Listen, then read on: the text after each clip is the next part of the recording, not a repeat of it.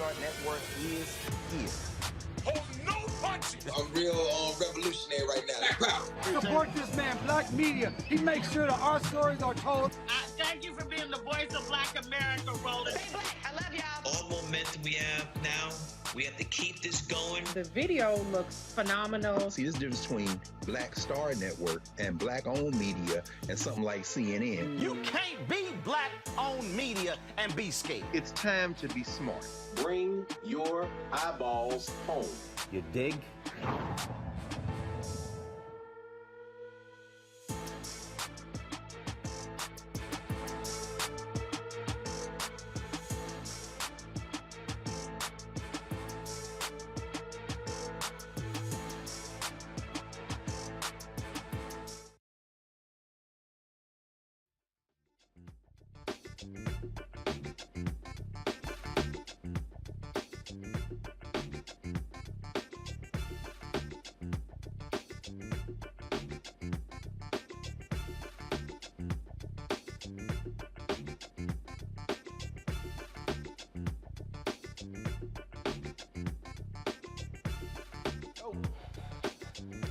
Today is Wednesday, March 9, 2022. Coming up on Roland Martin Unfiltered on the Black Star Network.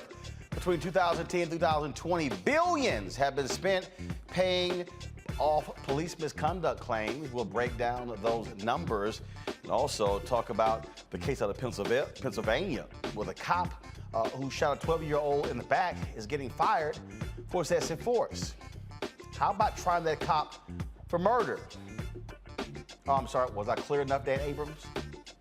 Florida passes the controversial Don't Say Gay bill.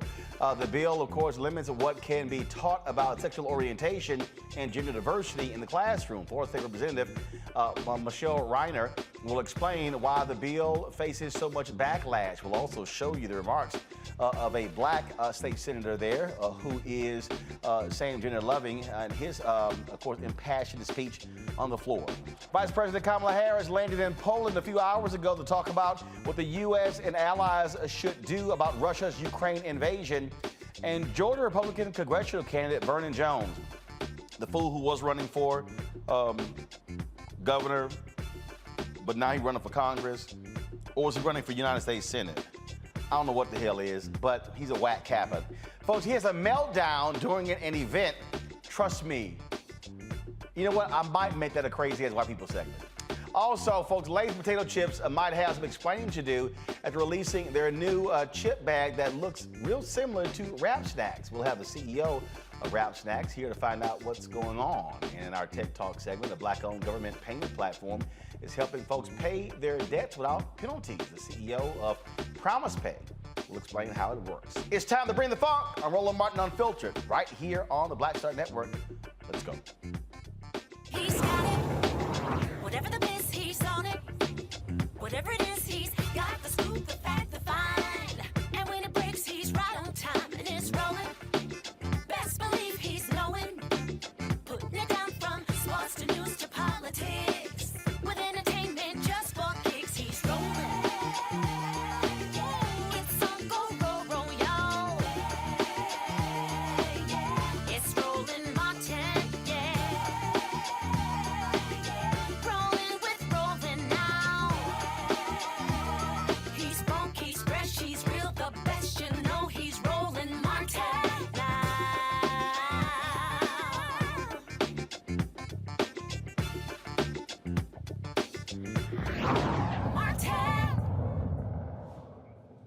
It's amazing how quiet conservatives are. You know, the people who talk about spending too much government money.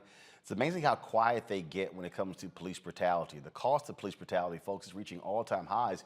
As a Washington Post report reveals, the payouts from the nation's top police agencies surpassed $3.2 billion over the past decade.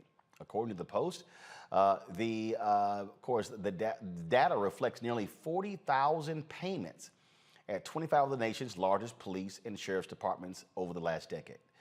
The investigation also identifies the officers behind the payments. The Post found more than 1,200 officers surveyed were the subject of at least 5 payments, and more than 200 had 10 or more. Officers whose conduct was at issue in more than one payment accounted for more than $1.5 billion, representing nearly half the department's money to resolve allegations. Of course, this comes on the heels of the story out of Philadelphia, where the undercover police officer who fatally shot 12-year-old Thomas Sadeo in the back last week is going to get fired, according to Police Commissioner Danielle Outlaw. She says the unidentified officer violated the department's use of force policy. He's going to be suspended for 30 days, then dismissed from the force. But could someone explain to me why he's unidentified? He's getting taxpayer dollars. He's on the public roll. Let's go to Kentucky, where a former officer at a Kentucky jail is indicted on charges that he used illegal force against an inmate. A federal grand jury found sufficient evidence that Gregory Evan used unlawful force, folks, against a pretrial detainee while Evans was, yes, a captain in the Madison County Detention Center. Evans is charged with one count of deprivation of rights under color of law, one count of writing a false report and of the incident, and of course, one count of making false statements to law enforcement. He's facing up to 20 years in prison. Now, we talk a lot about these particular cases all the time, and again, it's very interesting how people get caught up in the good cops, the good cops, the good cops. Folks, $3.2 billion. Now, remind you, the Washington Post story, the top 25 law enforcement agencies. That's not all. So the number is actually even higher than that. Who is spending that money? Taxpayers. Think about that. $3.2 billion over 10 years. That's $320 million a year.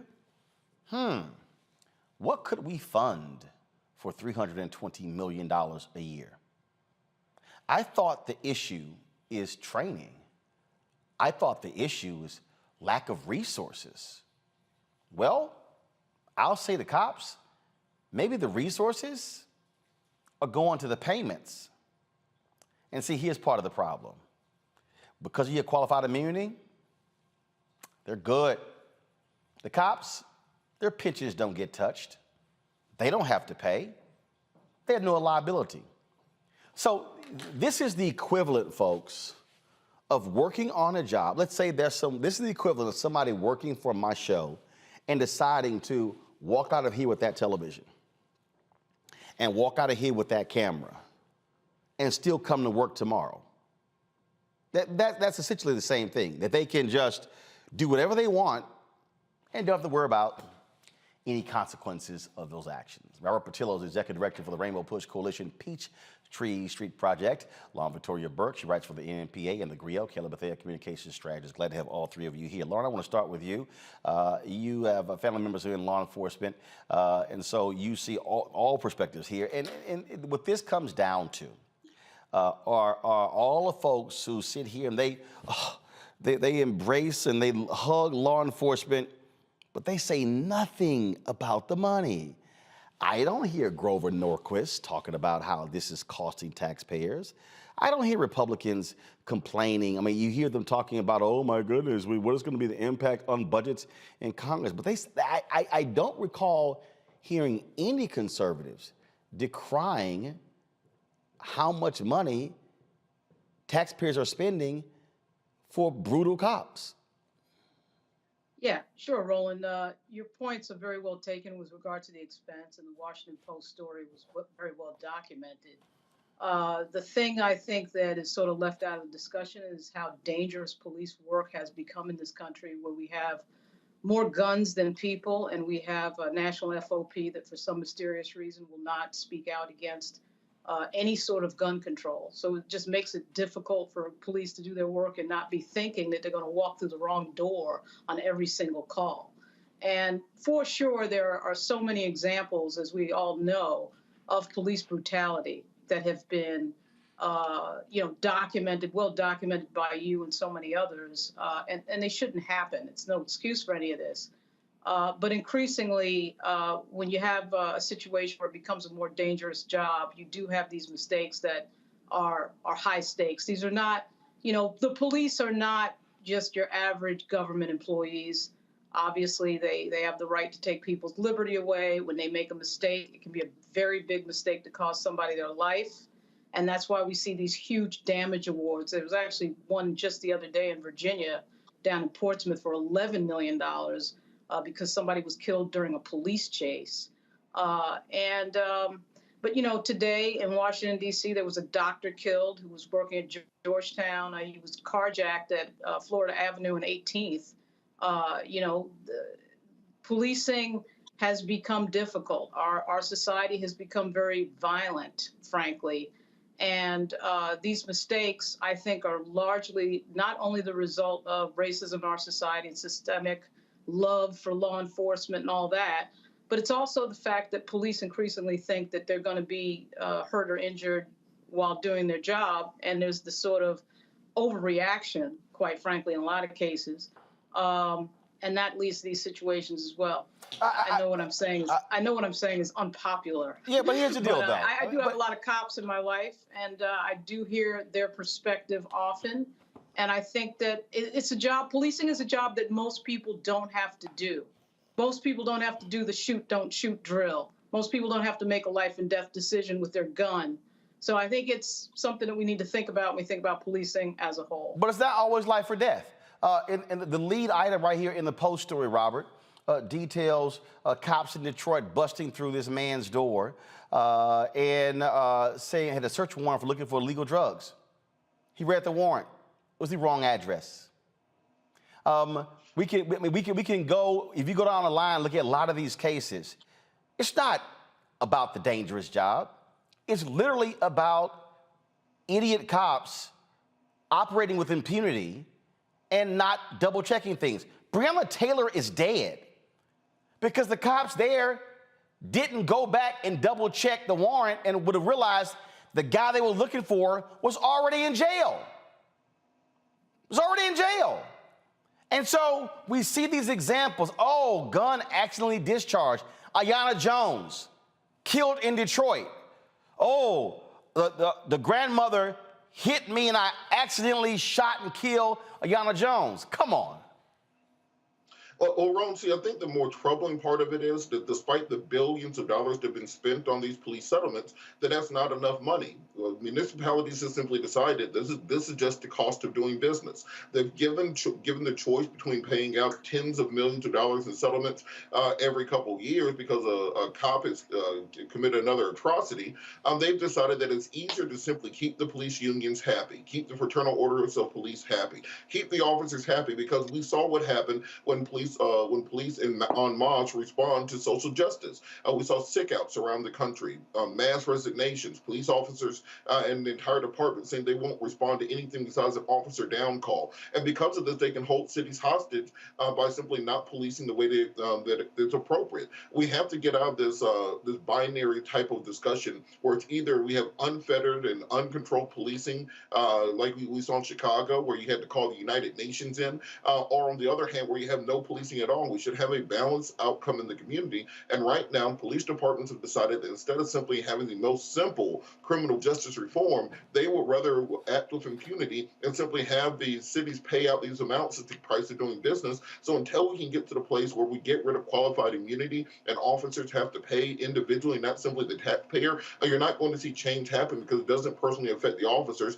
and therefore the unions continue to stand up for the bad apples instead of protecting the good apples in the bunch. Here's the deal here, Kelly. And again, I get Lauren's point, but the Post lays out from the highest amount awarded down to the lowest. Go to my computer. $9.8 million, false arrests. $6.2 million, false arrests. $4.4 million, excessive force. $4.1 million, false arrest. $3.75 million, false arrest. $3 million, false arrest. $3 million, false arrest. $2.8 million, other civil rights claims. $2.5 million, excessive force. $2.5 million, excessive force. $2 million, excessive force. $1.7 million, false arrest. 1.6, 1.5, 1.25, excessive force. 1.25, other alleged misconduct. 1.2 million, excessive force. 1.1 million, other civil rights claims.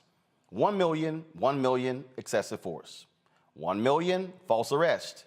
912,500, false arrest. 852,500, 850,000, 850,000, 800,000, 800,000, 760,000, excessive force. 750,000, 750,000, false arrest. Excessive force, look at this, false arrest. Other civil rights claims, excessive force, false arrest, excessive, excessive, excessive, excessive, excessive, excessive. Other civil rights claims, excessive, excessive, excessive, excessive, excessive, excessive, excessive, excessive. The thing that jumps out to me, Kelly, is that when you look at the top 10, 1, 2, 3, 4, 5, 6 of the top 10 are all because of false arrest. No, I understand. I don't want to say I understand because I don't, but I do. I am just as concerned as you about this because at the end of the day, like you said at the beginning of this segment, you don't hear Republicans complaining about this. You hear Republicans complaining about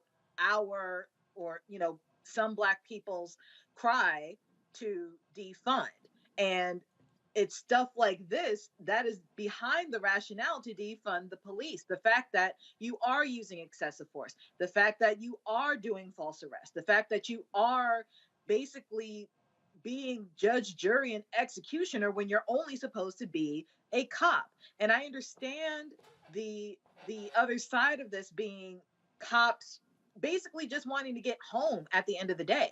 They just want to do their job and get home at the end of the day. But what is missing here is the nuance that their training, frankly, sucks because they do not understand that there are nuances within the community such that you don't have to pull out your gun for every situation. You don't have to elevate or exacerbate the situation in order to do your job. And that's where you get the excessive force allegations and settlements from. That's where you get the false arrest allegations and settlements from. So there's nuance here that is just not being addressed when it comes to this conversation. Like Rob said, it's not a binary issue.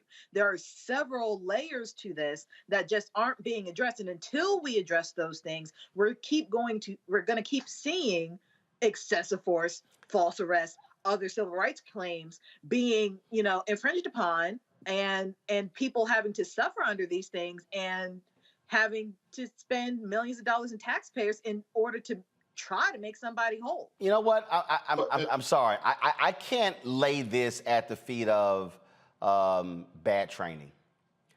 I just fundamentally believe, Robert, that what you have, and we've shown enough videos.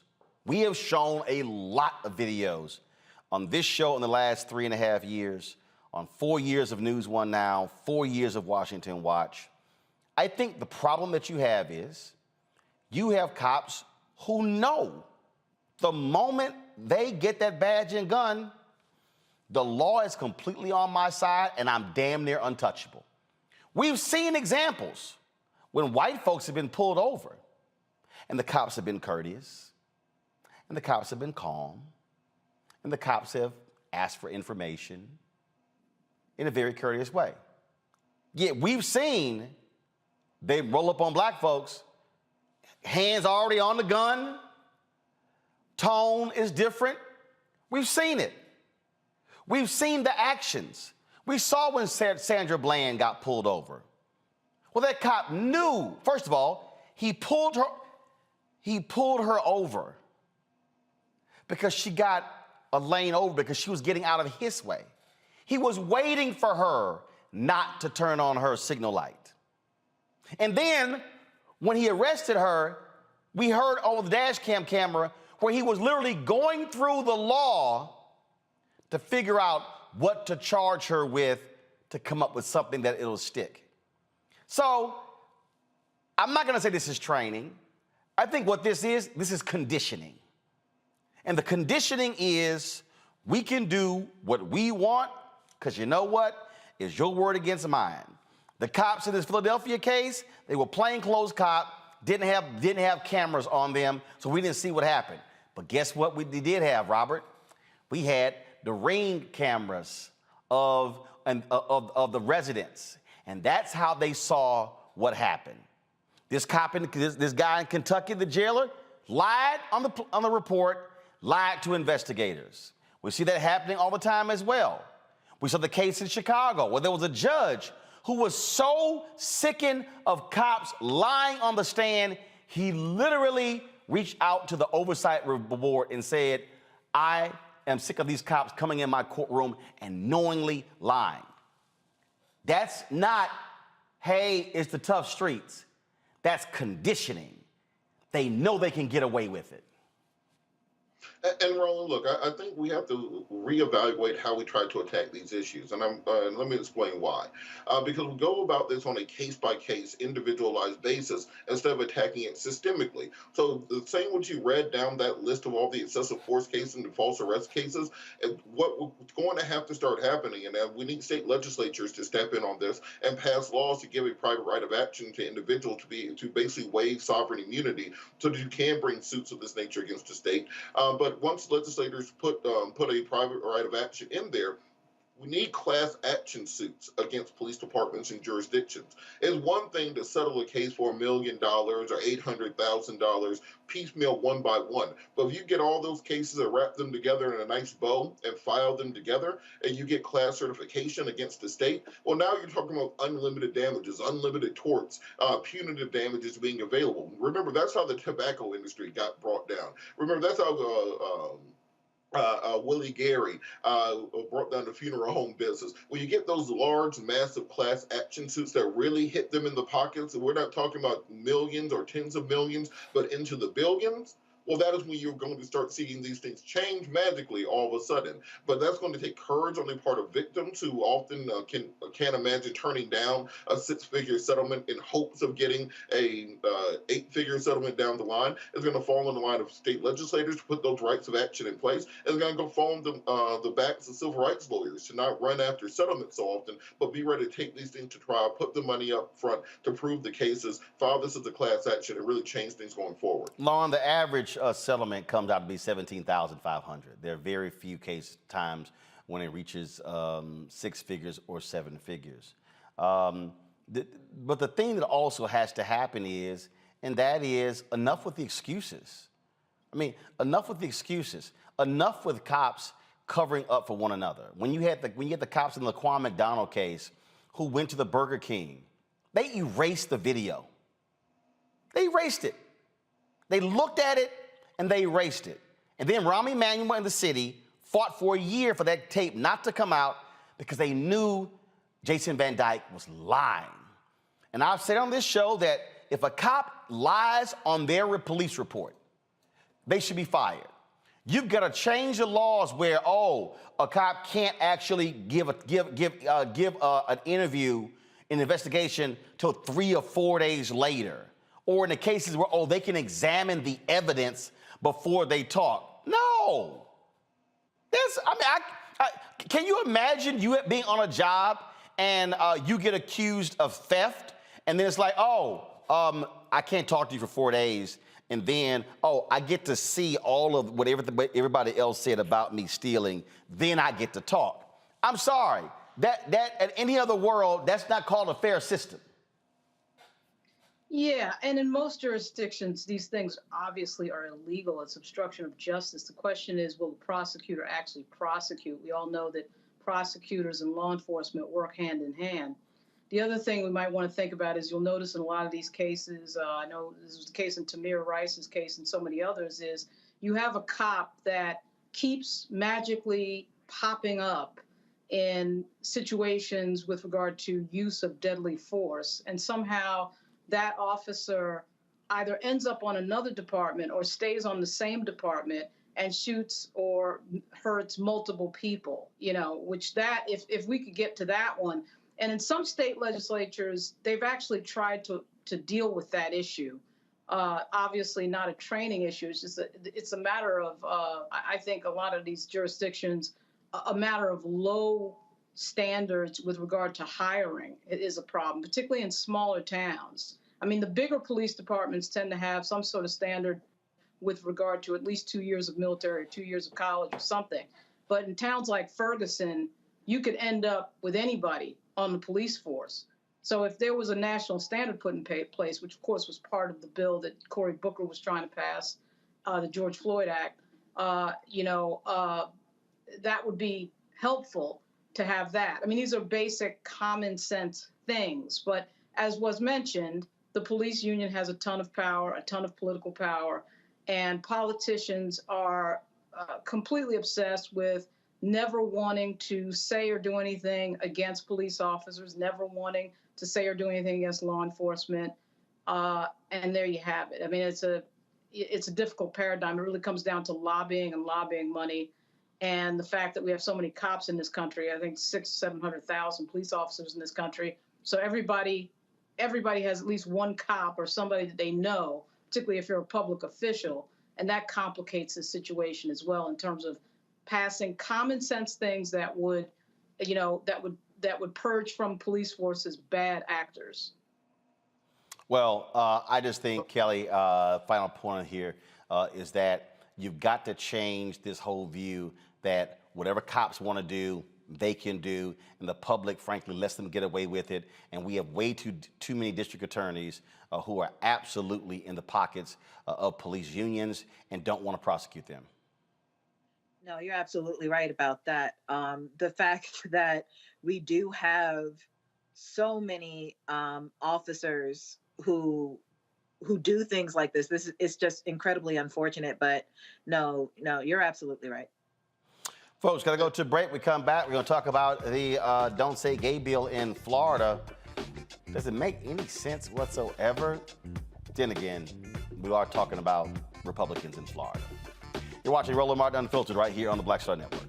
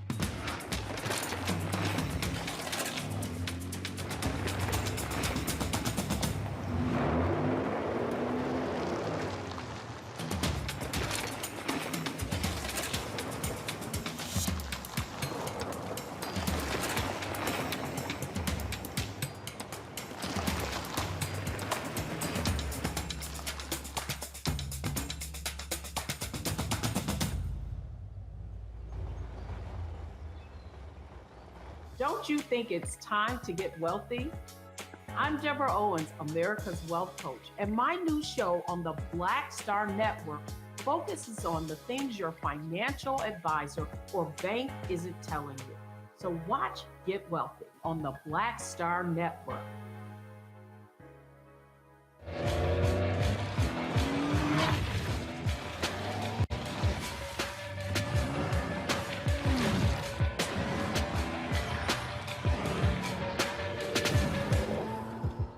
Pull up a chair, take your seat. The Black Tape with me, Dr. Greg Carr, here on the Black Star Network. Every week, we'll take a deeper dive into the world we're living in. Join the conversation only on the Black Star Network. I'm Chrisette Michele. Hi, I'm Chaley Rose, and you're watching Roland Martin Unfiltered.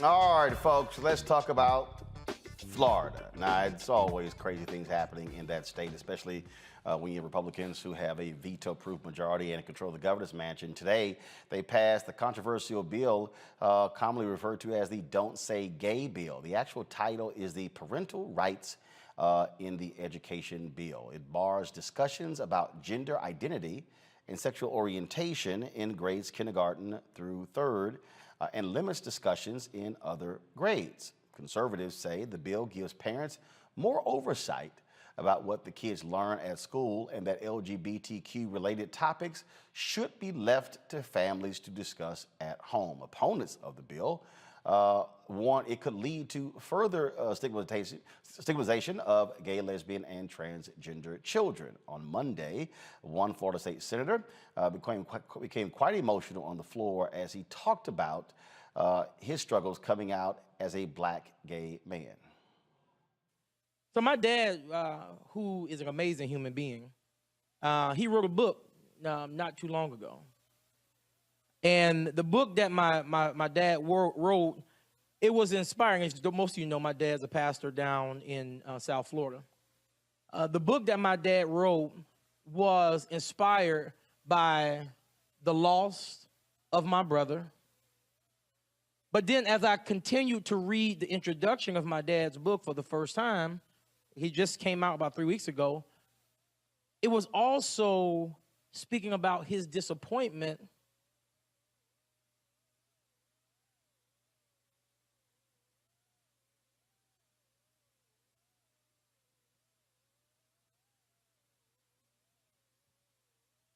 It was my dad talking about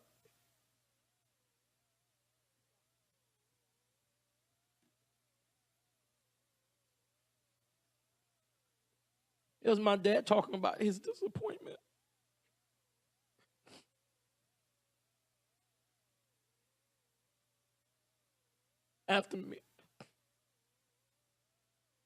After taking 30 years of just wanting to make him and my mom proud, and just coming out and just saying who I am. And so when I see these kids, I don't think y'all understand how much courage it takes for these children to show up every day. Just imagine living your life for 30 years and you coming to your parents and you're talking about who you are and you're lying to them about who you are. I never wanted to disappoint my dad. And I even told him to watch this today.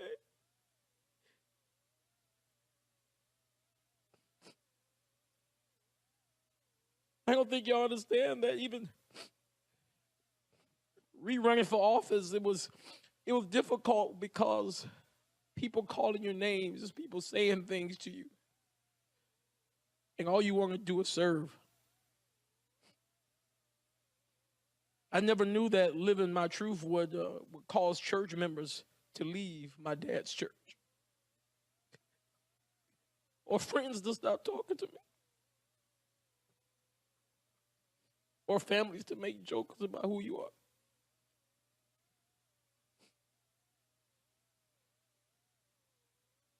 In my heart, I don't believe any of you in here, my colleagues, many of who I've known for years,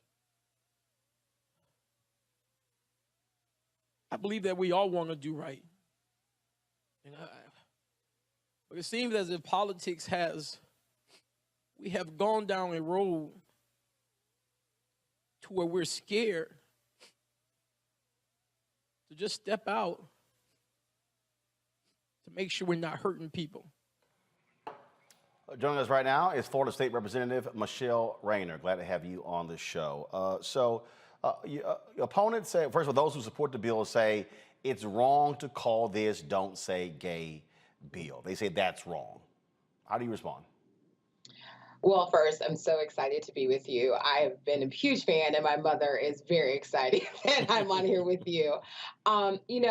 Yes, I understand in the plain reading of the bill, it doesn't say "don't say gay." But when you are, singling out a group of people, when it says you cannot talk about sexual orientation or gender identity, you're basically saying "don't say gay." It's semantics, right?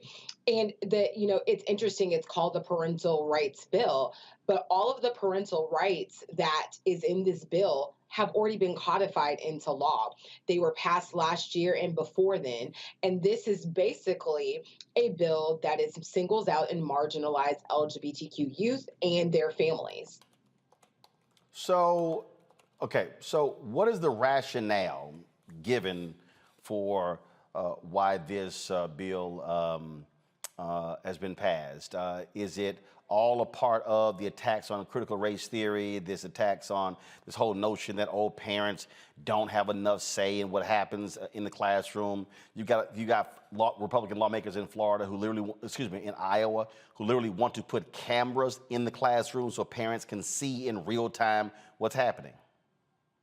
I mean, Roland, I think you know, this is the slate of bills that the GOP is rolling out. All of this is a concerted effort. We saw it in Virginia. We're seeing it across the country. So it's not just this Don't Say Gay bill here in Florida, but we also have the CRT bill. We just were debating a voting rights bill. I think we're still debating it right now on the floor. We just did this, we just debated and unfortunately passed an immigration bill.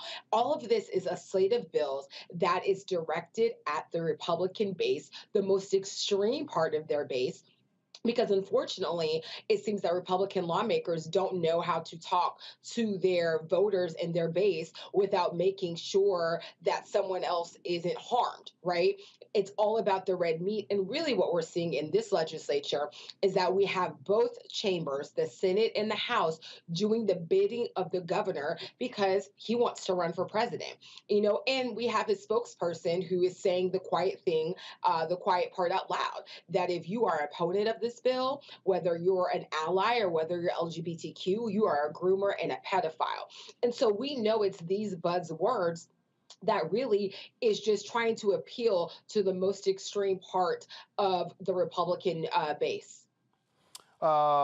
This video here that I'm showing was on your Twitter page. This was from a few days ago. Yes. Where students were actually there in the state capitol.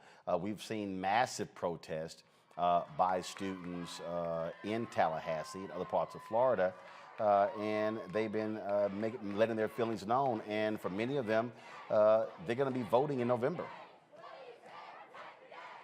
Yeah, absolutely. Absolutely. And I think that, what we're seeing is that these young people, I always say they're going to save us all. They're letting their discontent be known. We know that civil disobedience is a part of this nation's fabric.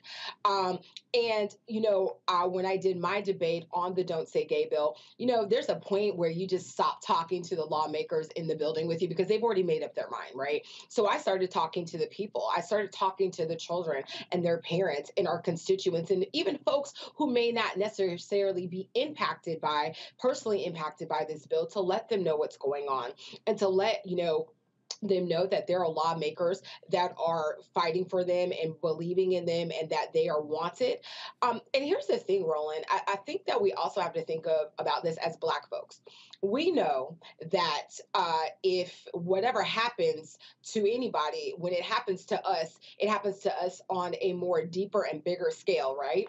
So we understand that Black LGBTQ youth, they're more likely to attempt suicide and even complete suicide. We know that a lot of times our people don't necessarily have the means to move their children into a school that is more inclusive, or they may not have the means to make sure they have the appropriate therapy, or they may not even have the means to possibly sue a school district if they're discriminating against their child. So we know that this bill is not only going to harm LGBTQ youth, but really the most harm that it's going to do is to our Black and brown babies.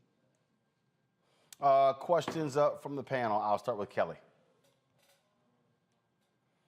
Onto the show. I've been following this relatively closely, and every time I read an article about it, just makes me angry because at the end of the day, the first question that comes to mind is, how on earth is this constitutional? And because I don't see how this speech is not protected. Considering that you are dealing with a class that needs to be protected. And my main concern is, even if it is unconstitutional, the chances of this being overturned by SCOTUS at this point is, slim to none, because we still have a minority of 6-3, even when future Justice Jackson takes the bench. So it's not necessarily a question, but if you can expound upon that a little bit, and just how this is not about protecting children, but preserving bigotry. I mean, I think Kelly, you're absolutely right. You and I both know we're both attorneys. We get it, right? And you know, I've been making the argument, and one of our state senators actually laid out really beautifully in his debate, I think, a real constitutional challenge to this bill. I've said, you know, listen, I know that this bill is written vaguely for a purpose, right? I think it's written vaguely for a purpose, one, because I do believe the bill sponsor and the governor, they want to trigger a lawsuit because they're hoping that our conservative Supreme Court here in Florida is going to side with them and is going to codify discrimination. And, you know, even if it does get appealed all the way up to SCOTUS, to your point, I am concerned about that. And, you know, this is not the first unconstitutional bill that we've passed in this legislative session. We passed a 15-week abortion ban bill where the bill sponsor admitted she knew it was unconstitutional. She said, and she's a lawyer, she said, well, the courts got it wrong. And so we're going to pass this bill in hopes that SCOTUS upholds the Mississippi, you know, ban, and then we'll be able to kind of slide on through. So this is not the first time in this particular session that we are passing, you know, unconstitutional bills. And really, to your point, this is not about protecting children. This is not about giving parents their rights, because we all agree parents are the first teachers. But really what it's about is this red meat and to amp up the political ambitions of Governor Ron DeSantis. Lauren? So in the language of the bill, the Republican argument seemed to be that we should be talking about math and teaching kids how to read K to third. That whole argument about, you know, why are we even talking about this from kindergarten to third grade? So my first question is there any sex education at all in the Florida school system? And the second question is, I suspected the answer was no to that. And the other thing is, did the language in the bill make it illegal for kids to be talking to each other, or was it just class instructors that cannot bring this up K through 12? Thanks so much. Yeah, so I think your questions are great, and they actually go to the crux of the issue. One, there is sex education that's outlined in the Sunshine standards that we have, and that airs more towards abstinence. And so what I really also want to point out, in the bill, it says K through 3 or age appropriate. So when I asked the bill sponsor, what does age appropriate mean? There was no real clear answer. So it could be K through 12. It could be K through 3. And then there was no clear answer of who decides what age appropriate is, right? So once again, you have that ambiguity that goes back to Kelly's question about being able to challenge this and being able to cause a lawsuit. Then we're thinking about, you know, to your question, does this stop children from being able to talk to one another? That was specifically asked of both the bill sponsor in the House and the bill sponsor in the Senate. And once again, there was no clear answer. And what we're really concerned about is that if you have a child that comes in, and people who have younger children know that you do the, you know, tell me about your family story, right? And so you say, okay, I'm little Johnny and I have 2 mommies. And you do your, you know, your family history. And, you know, little Sally says, well, why does little Johnny have 2 mommies? What is the teacher supposed to say then? And when that specific question was asked in 100 different ways, each bill sponsor in both chambers had no answer for that.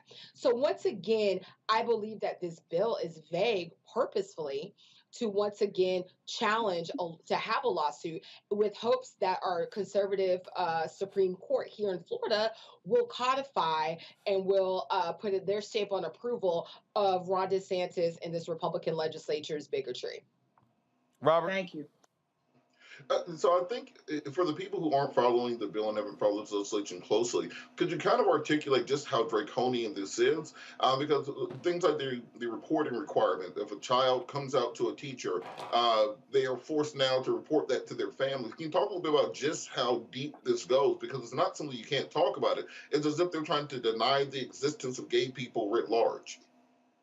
I mean, I think your point is absolutely right. And this bill is really regressive. And there are, at first there was an amendment that if a child came out, that even if the teacher knew that there was going to be abuse, abandonment, or neglect, they still had to tell the parents, right? And so we had to defeat that.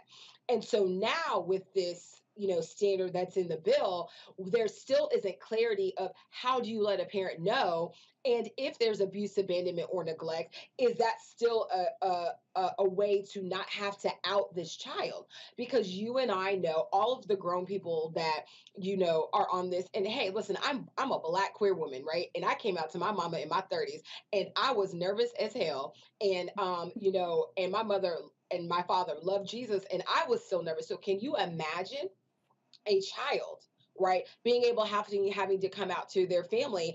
And thank goodness I knew my parents were going to be supportive and they loved me. But what if you don't come from a family like that? Or what if you come from a family that's already abusive? So you're putting teachers in untenable situations. And my wife is an educator. I've had many educators reach out to me and say, this is the hill that they will die on. They will not out a child.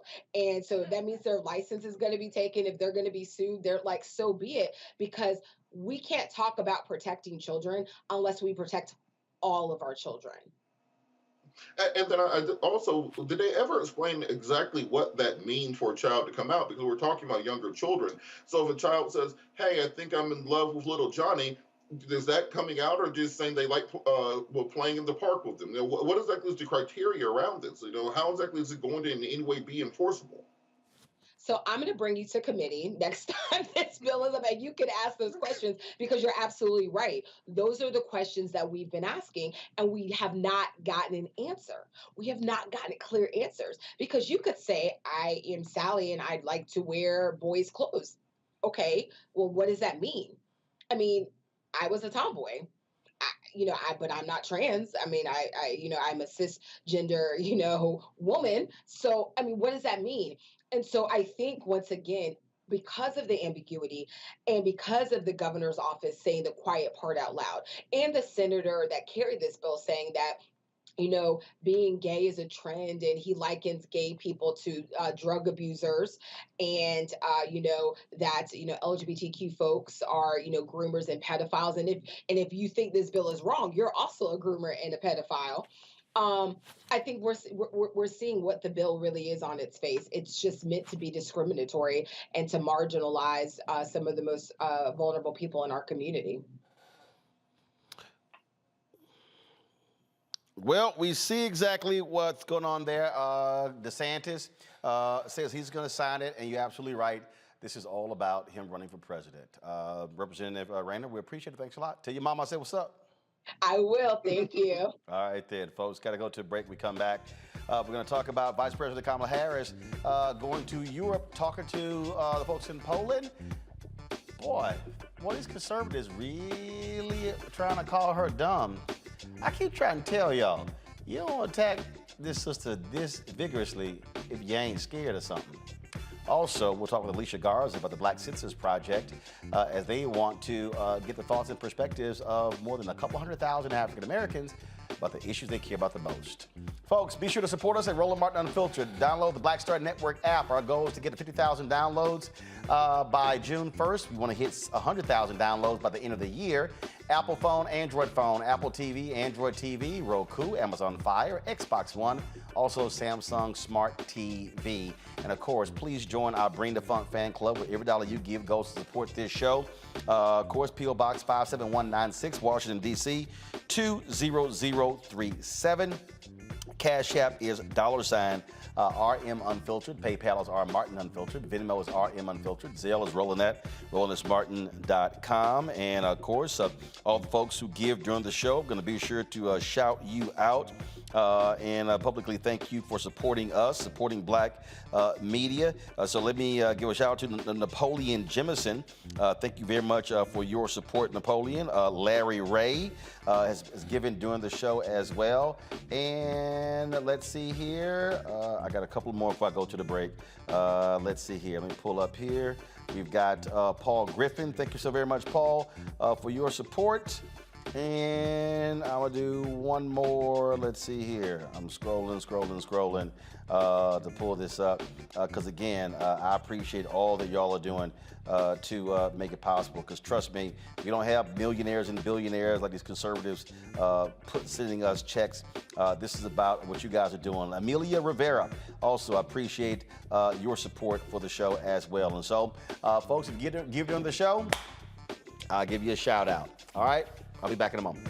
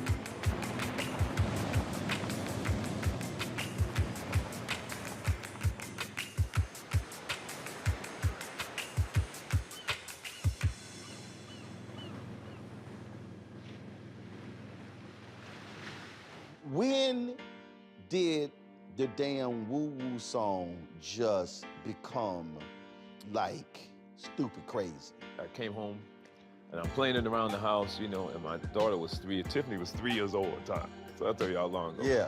And she kept walking by singing woo-woo, and she said, Dad, I love that woo-woo song. And I'm like, you can barely talk. That's not the woo-woo song. It's called You Should Be Mine. No, it's the woo-woo song. I called the songwriter and I said, my daughter said, this is the woo-woo song. And they said, well, maybe she's right. So they kind of named it the You Should Be Mine, but in parentheses, right. It's called the woo-woo song, right? Wow. So the record company went out in the street with microphones in the city and had people sing woo-woo-woo. And people were going crazy over just singing, can you woo-woo-woo? And that song just blew up. And from then, now people call me the woo-woo man. I'm like the woo-woo man, exactly.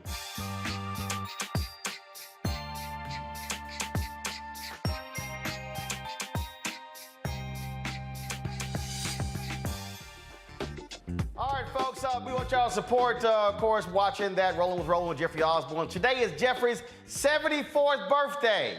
And so he still sounds like he did a long time ago. So trust me, I think you're going to enjoy that conversation with the great Jeffrey Osborne. All right, folks, let's talk about our next story, and that is the Black Census Project. We told you about this last year.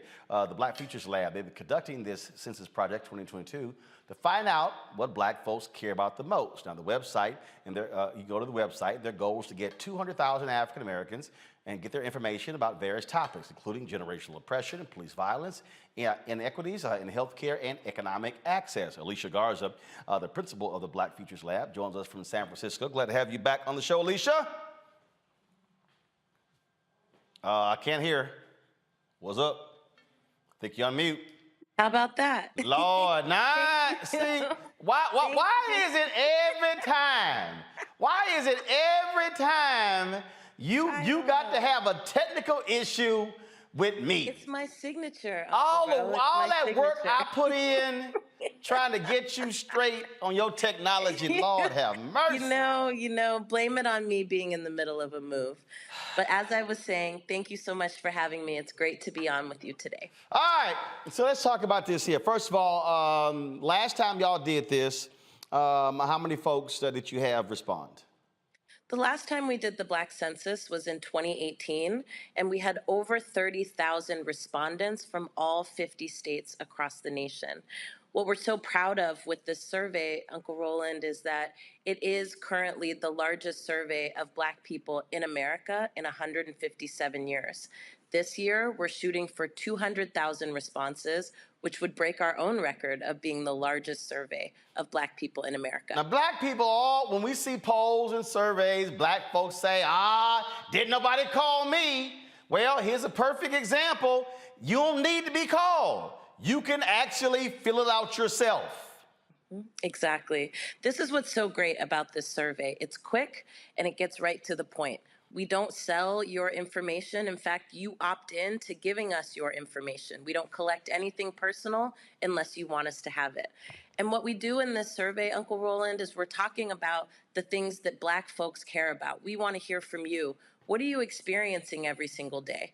What do you want to see for your future? Some of the new questions that are coming up in this survey include talking with our communities about COVID-19 relief and recovery.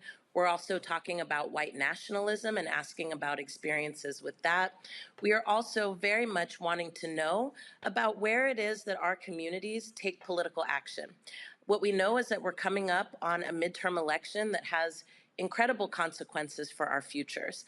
And there's a narrative out there, right, that we just don't care and we don't participate and we're just fed up with everything. But the fact of the matter is, our communities are mobilizing, we're active, we're engaged, and so we want to be able to also tell that story.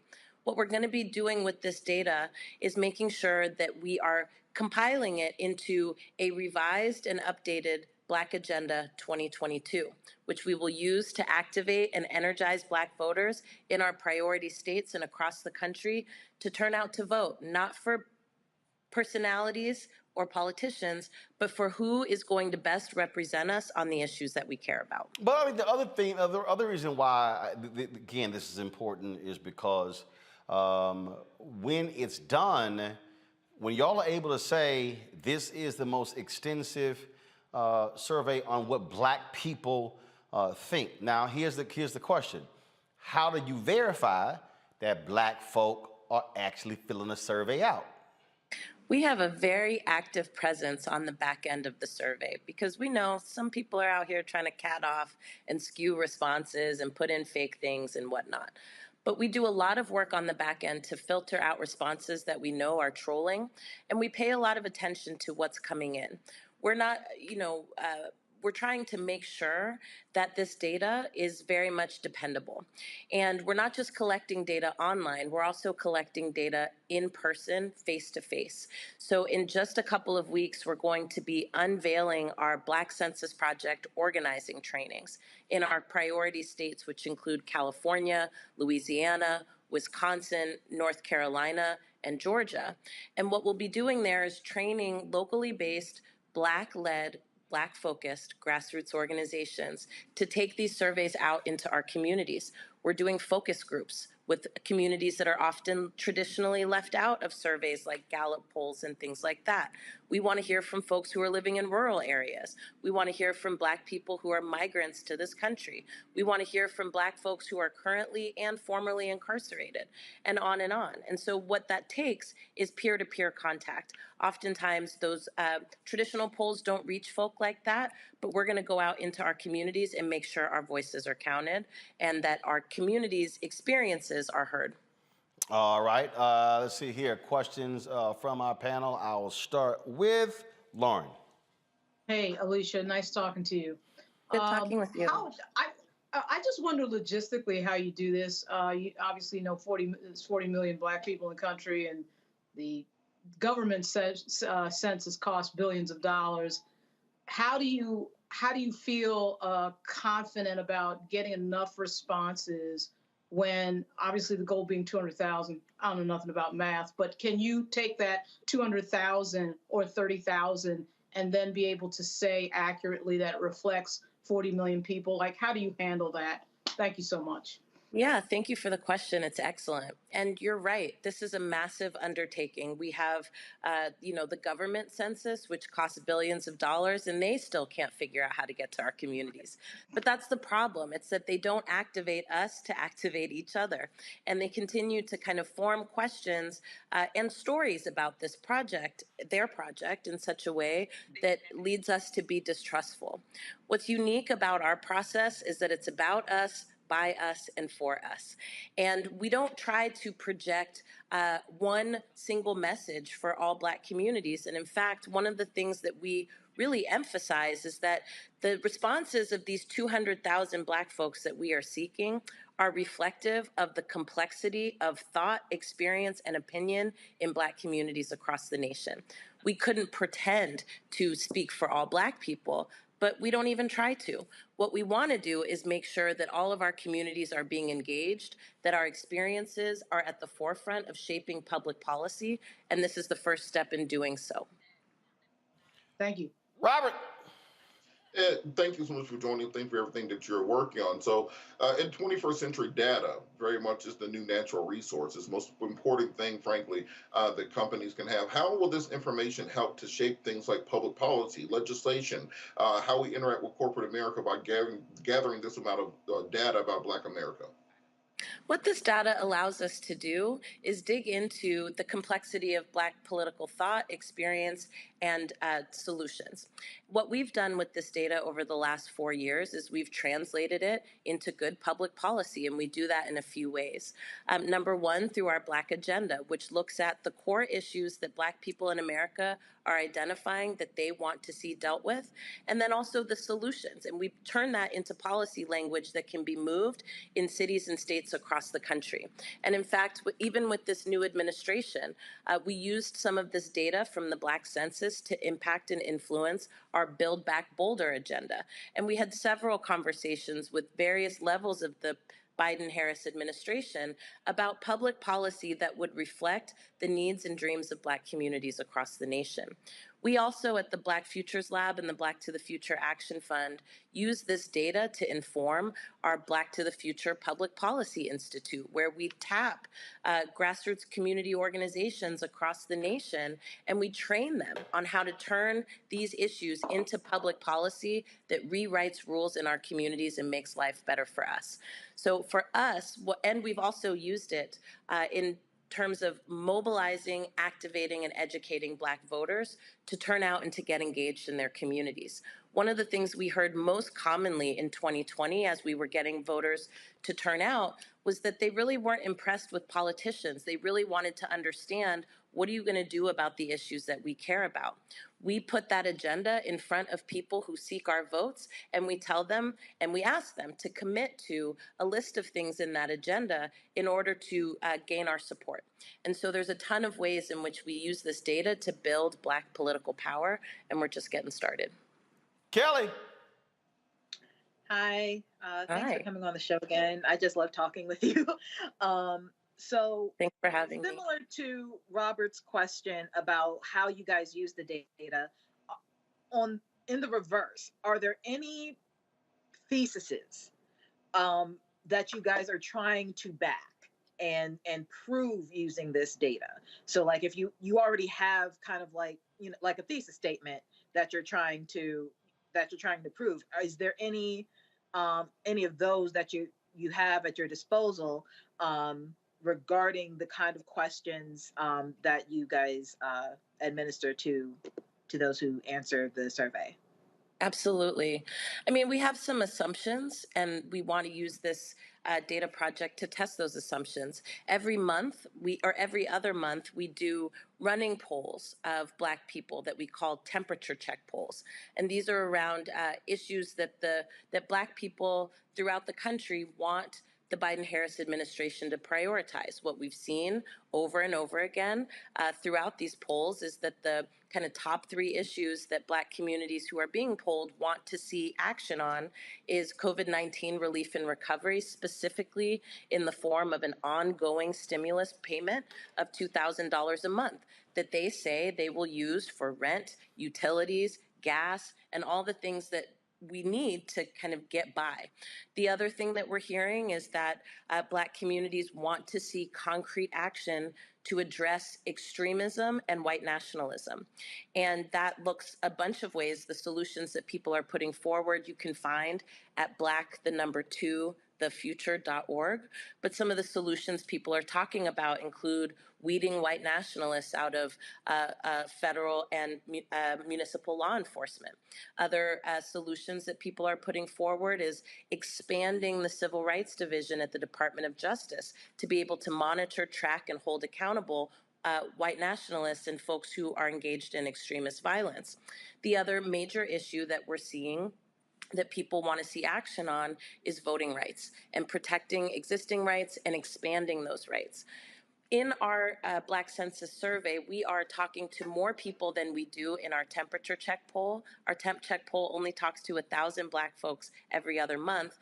This survey will talk to 200,000 Black people in all 50 states. And so it will give us a better sense of, are there trends or, regionally? Are there other demographic trends inside of Black communities that we should be paying attention to? And more than that, it'll give us a sense of what's really going to motivate people to participate in the processes that are impacting and shaping our lives. All right, then.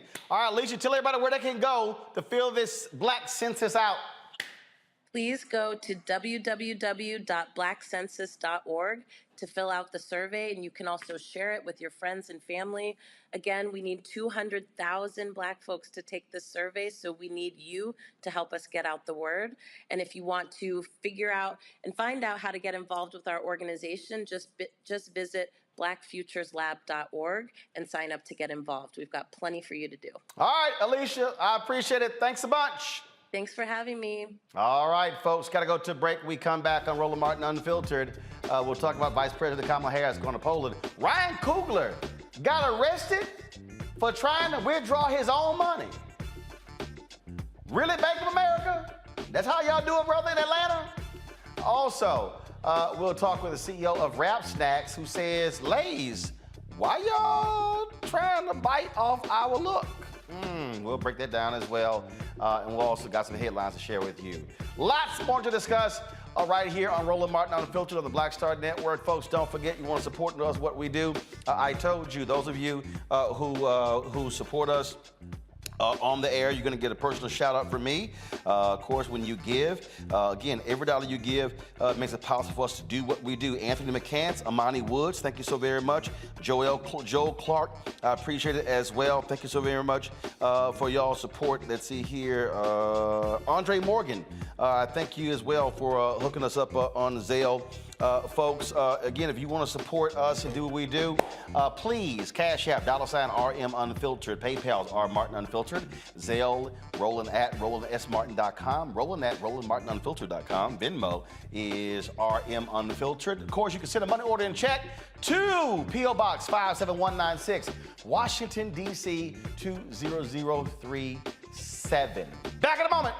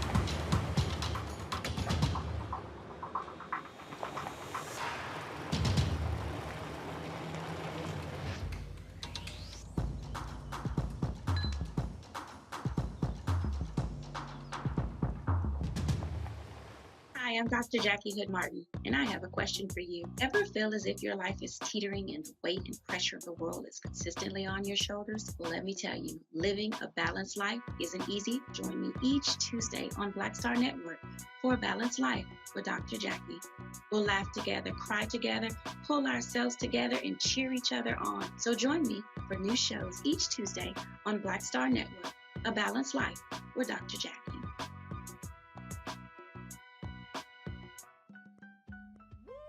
We're all impacted by the culture, whether we know it or not. From politics to music and entertainment, it's a huge part of our lives, and we're going to talk about it every day right here on The Culture with me, Faraji Muhammad, only on the Black Star Network.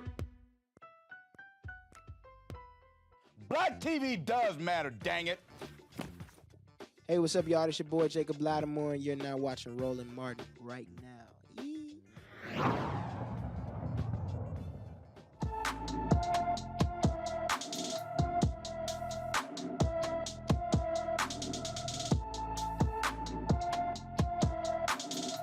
Joseph Johnson was last seen in Brainerd, Minnesota on February 28th. The 13-year-old is 5 feet 10 inches tall, weighs 135 pounds, with black hair and brown eyes. Any more information regarding Joseph Johnson's whereabouts, please call the Brainerd, Minnesota Police Department at 218-829-2805, 218-829-2805.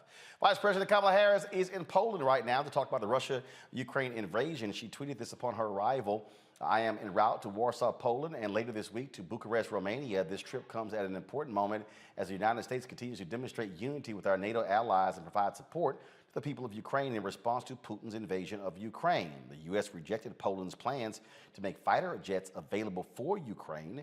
Pentagon Press Secretary John Kirby called the proposal too risky as the U.S. and NATO countries try to avoid a direct conflict with Russia. And what's very interesting is you have all of these conservatives who are attacking Vice President Kamala Harris. Yet, of course, Meghan McCain tweets something stupid saying, send a more experienced diplomat to negotiate on America's behalf. She's the vice president. And I tweeted back at Meghan, you really shouldn't be talking about vice president considering your daddy, John McCain, picked Sarah Palin as his VP. Yeah, Sarah Palin, I can see Russia from my porch.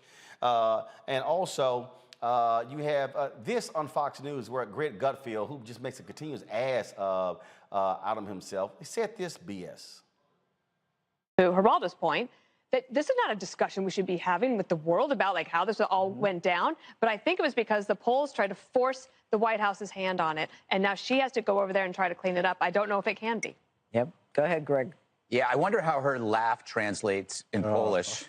That's mean. It is mean, and I'm going to get meaner. She is supposed to be delivering a 3-part message. Did you hear that? A 3-part message? It's like a book report, I imagine. Part 1 is the intro.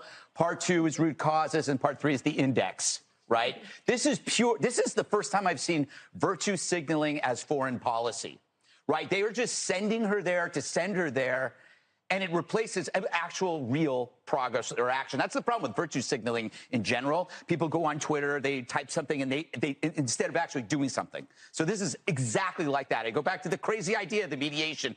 Why not do an audacious diplomatic act where you send people of actual grand substance? 2 American presidents, Obama and Bush, or Obama and Trump. What a road picture that would be. Yeah. And they go and they meet with these 2 guys. And what that does is it solves some issues. You might get a ceasefire out of it. You give the proper deference even to the madman or the evil man, and you might actually get somewhere. This is just, as I think it was used, it's a kind of a slap in the face. You're sending the least qualified vice president ever to do something in the first ground war that we've seen in Europe in decades, and this is how we respond. This is pure virtue signaling, meaning it's entirely worthless. I just think we should get Obama and Trump on the same plane together just to do that. Yes. This is the wackiest idea I've ever come up with.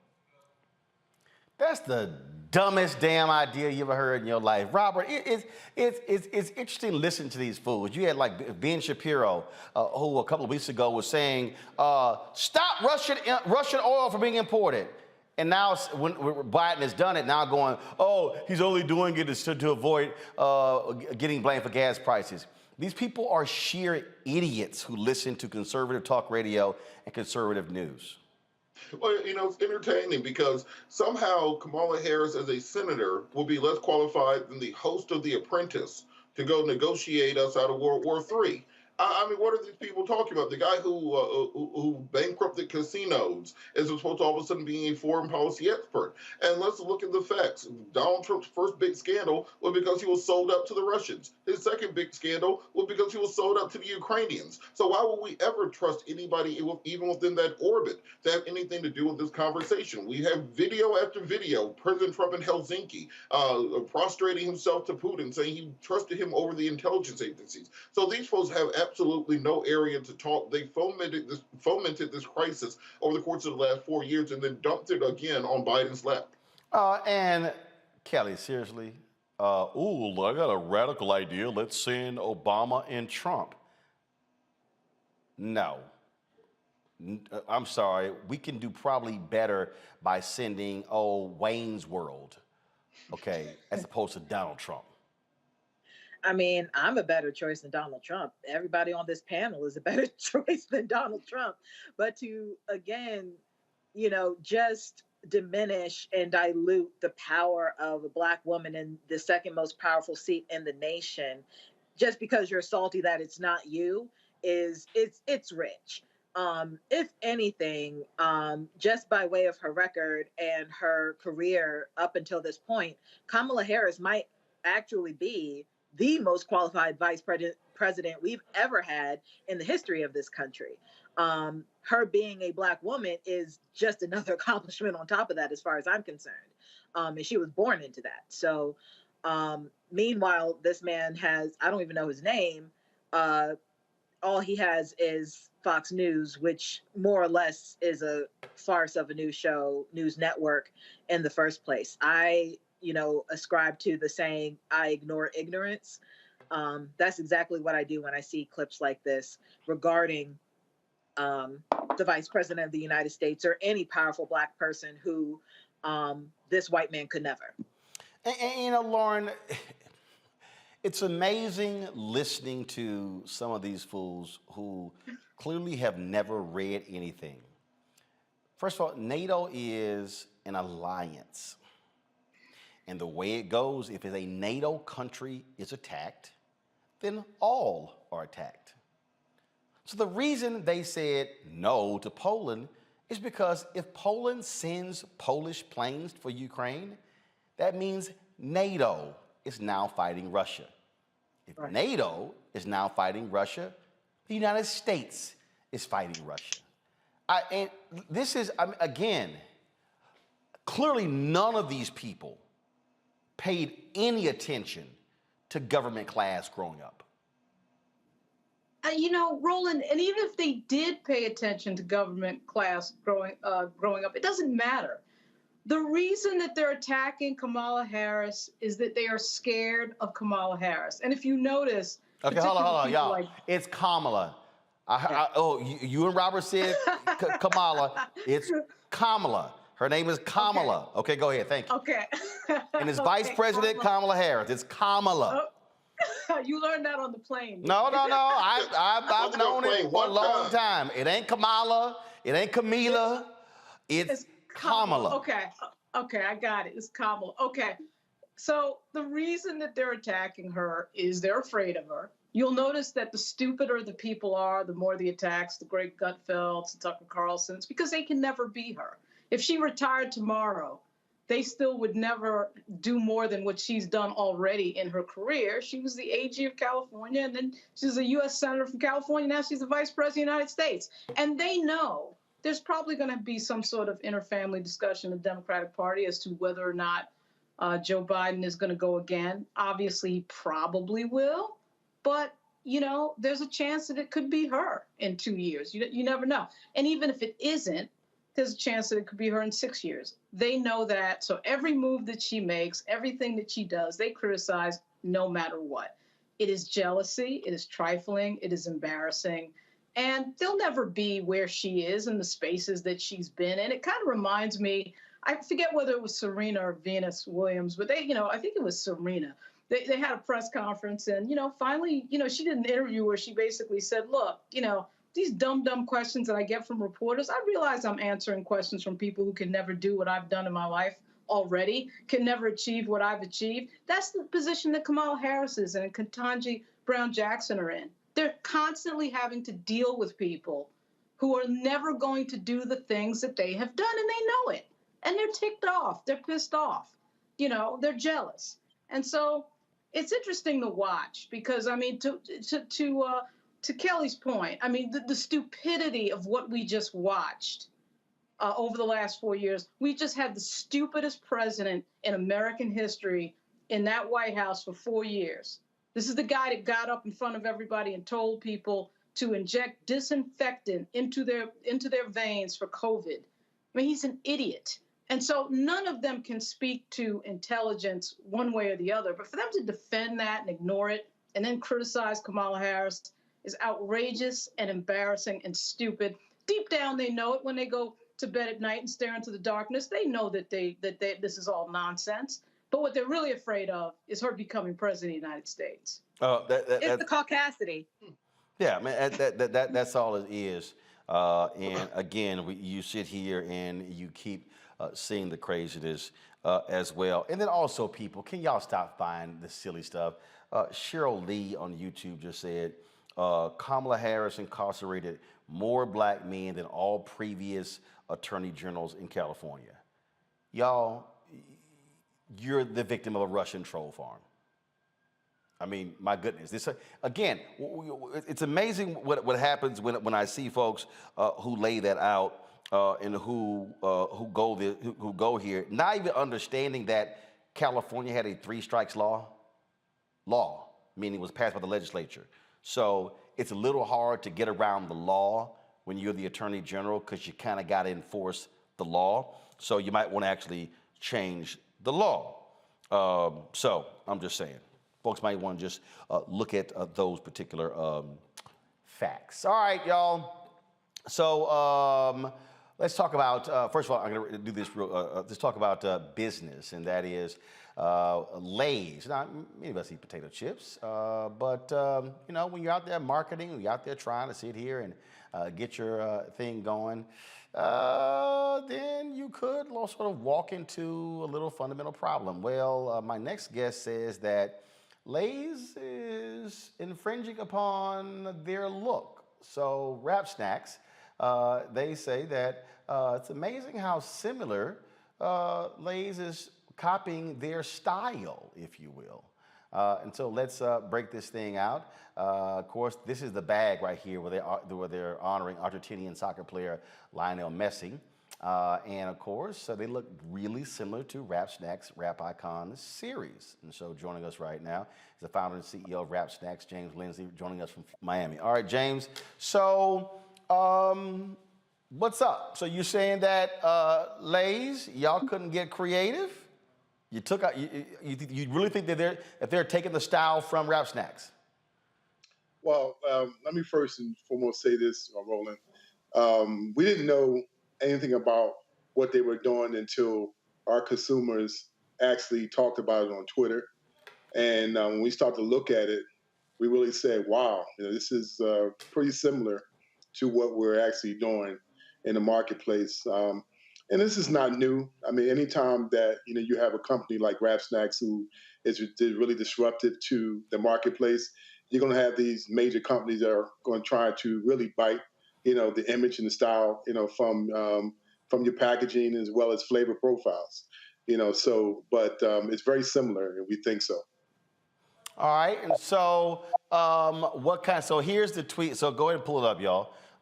Here is the tweet that he says here. A lot of y'all have tagged me with the bag on the right, asking if we collab or if I'm consulting on working with him. The answer to both is no.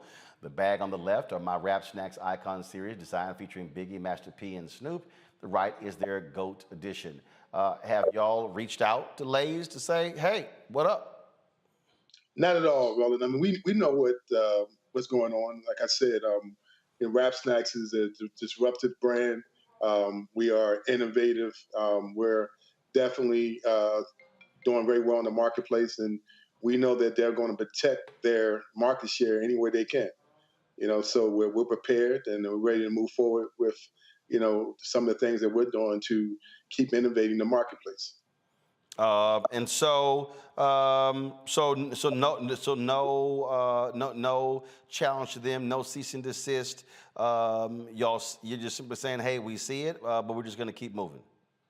Yeah, we're going to keep moving because, when you are you're very successful and you have somebody, as a giant, brand that they are, copying you, it tells you that you're doing something right.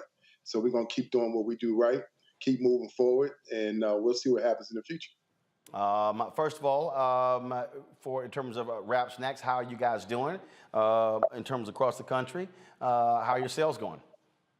The sales is going phenomenal. We're growing leaps and bounds every year. Like I said, people are enjoying our brand. They're particularly enjoying, the flavor profiles and really, the supported difference of what we're doing every day. And we're bringing, something to the market that hasn't really been done.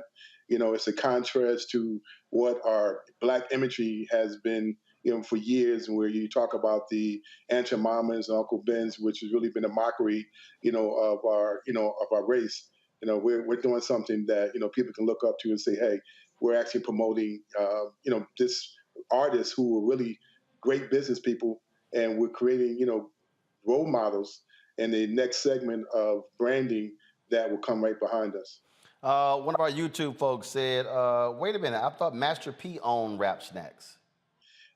Master P is a partner with Rap Snacks, but James Lindsay, which, I started the brand, I own the brand, he's a partner with our brand.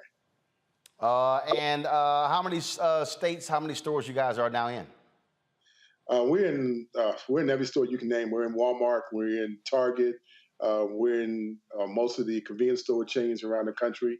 Like I said, we're growing, very fast, and this situation is really just telling us that we're headed in the right direction.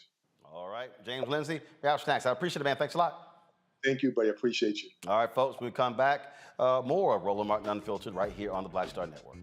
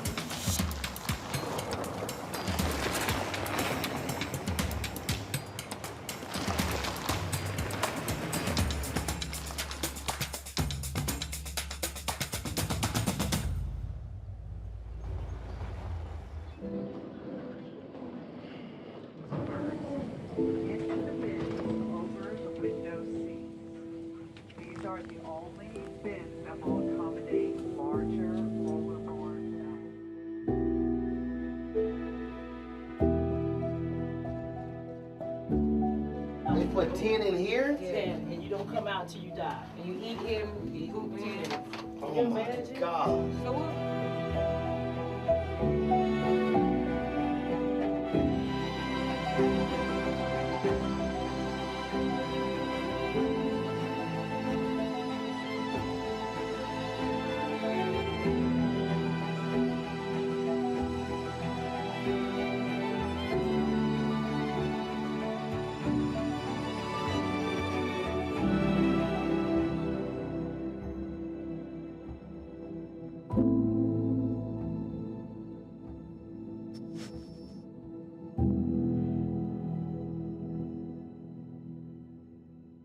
Hi, I'm Gavin Houston. Hey, what's up, y'all? It's your boy Jacob Lattimore, and you're now watching Roland Martin right now.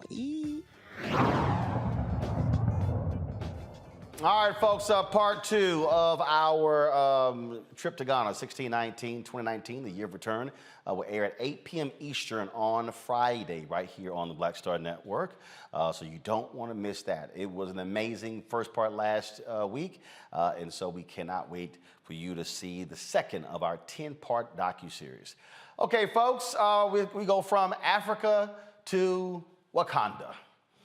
Today in Atlanta, Black Panther director Ryan Coogler, who happens to be in Atlanta working on Black Panther 2, decided to go to Bank of America, and he wanted to withdraw $12,000. So he goes to the counter, he has a mask on, he hands the teller a note. I would like to withdraw $10,000 cash from my account. Put it back up, please. Put it back up, thank you. I would like to withdraw $10,000 cash from my checking account. Then he says, of course, he wants the money to be counted elsewhere because I like to be discreet. Well, the person at the bank, y'all, thought Ryan was trying to rob the joint. So they called the cops. Cops come there, handcuff Ryan. Ryan had 2 or 3 of his associates outside, handcuffed them. Then the cop says, hey, BOA screwed up. This was on them. Explained to them, apologized, then released them.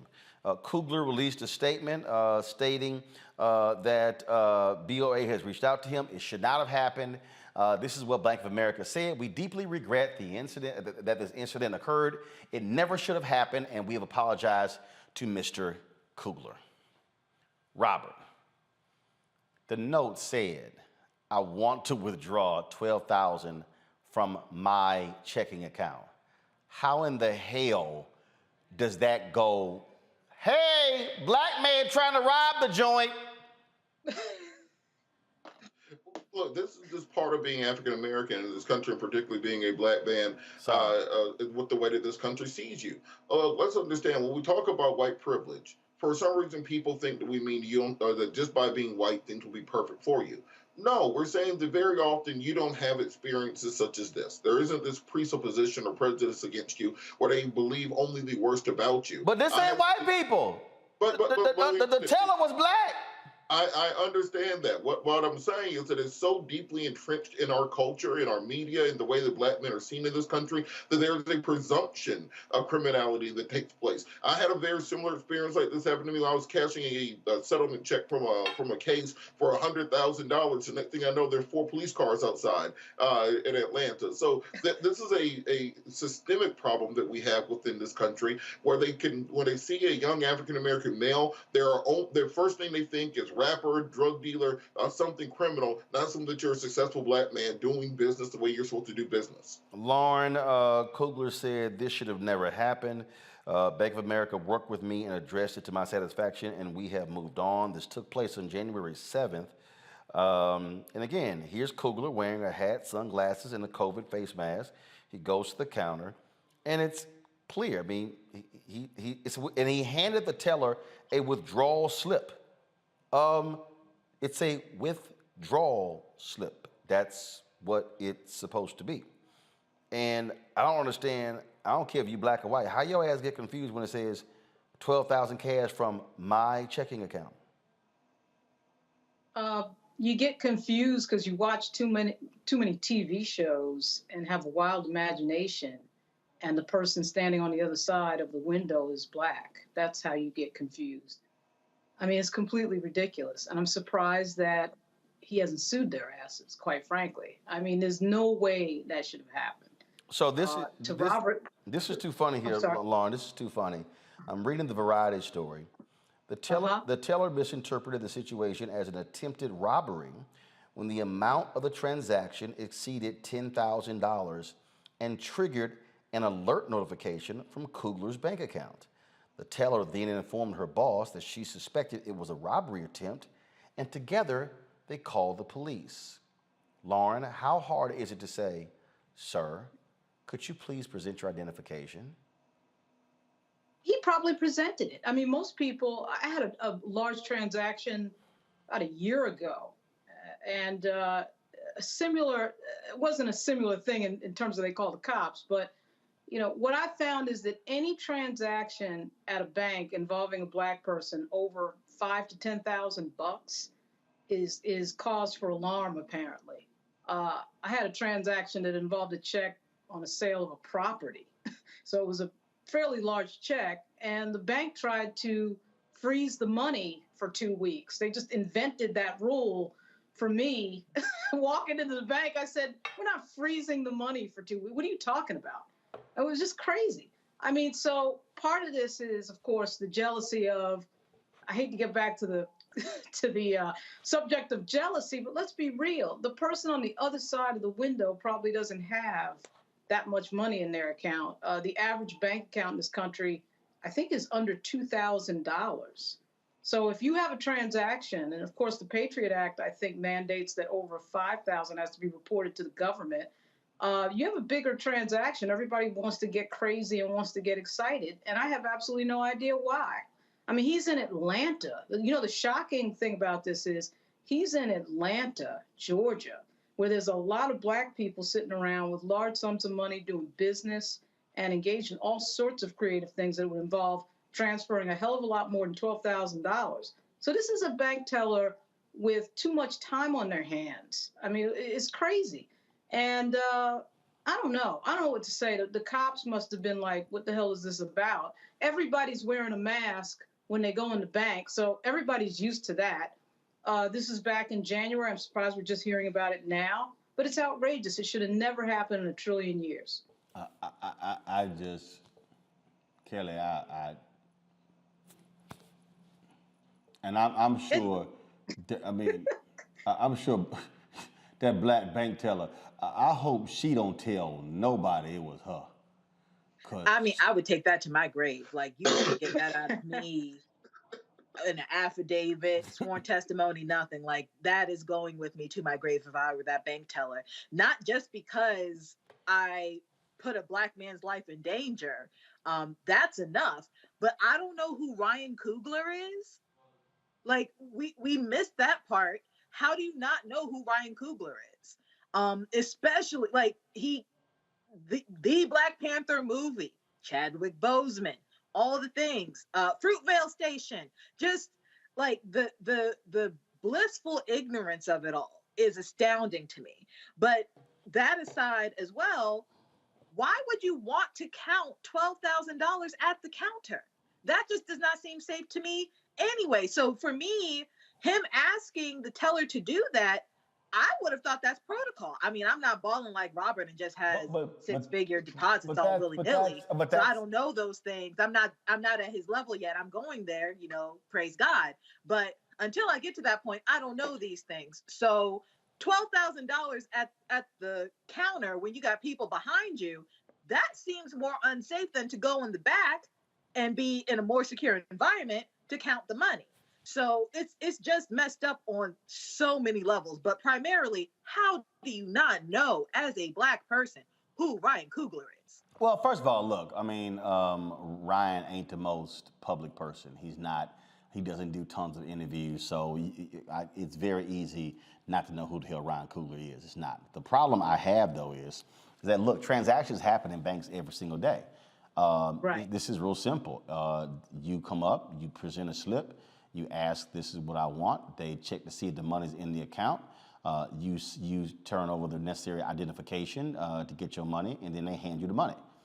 That's it. Real simple, not hard at all. So yeah, Bank of America, y'all screwed up big time here. All right, folks, I'm going to go to a quick break.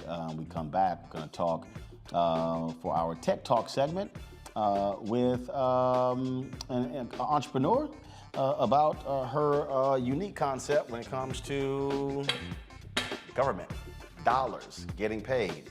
You're watching Roland Martin Unfiltered right here on the Black Star Network. Glad I ain't got a Bank of America account. When did the damn woo-woo song just become like stupid crazy? I came home and I'm playing it around the house, and my daughter was 3. Tiffany was 3 years old at the time. So I told y'all long ago. Yeah. And she kept walking by singing woo-woo. And she said, Dad, I love that woo-woo song. And I'm like, you can barely talk. That's not the woo-woo song. It's called You Should Be Mine. No, it's the woo-woo song. I called the songwriter and I said, my daughter said, this is the woo-woo song. And they said, well, maybe she's right. So they kind of named it the You Should Be Mine, but in parentheses, it's called the woo-woo song, right? Wow. So the record company went out in the street with microphones in the city and had people sing woo-woo-woo. And people were going crazy over just singing, can you woo-woo-woo? And that song just blew up. And from then, now people call me the woo-woo man. I'm like, the woo-woo man, exactly.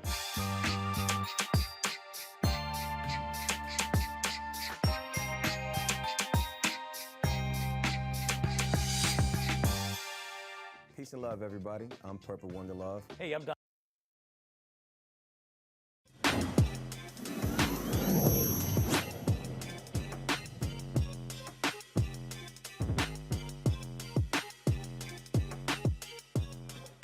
All right, y'all. A black-owned government payment platform has created a space for people to clear their debts without penalties.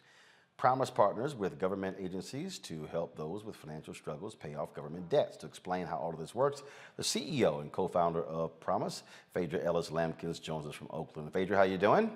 Good. I'm so happy to be here. Thank you. All right. So tell us, what's this Promise all about? Promise is a way for people who have government debt to get interest-free installment plans. So the easiest way to think about it is you can't pay a water bill and you're able to say, I can't pay it. And instead of having your water shut off, you can take 6 months to pay it off and there's no interest.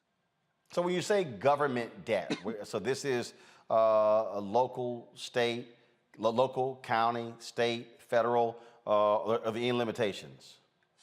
Excuse me. State and local government, so it's everything from water to child support to the criminal justice system.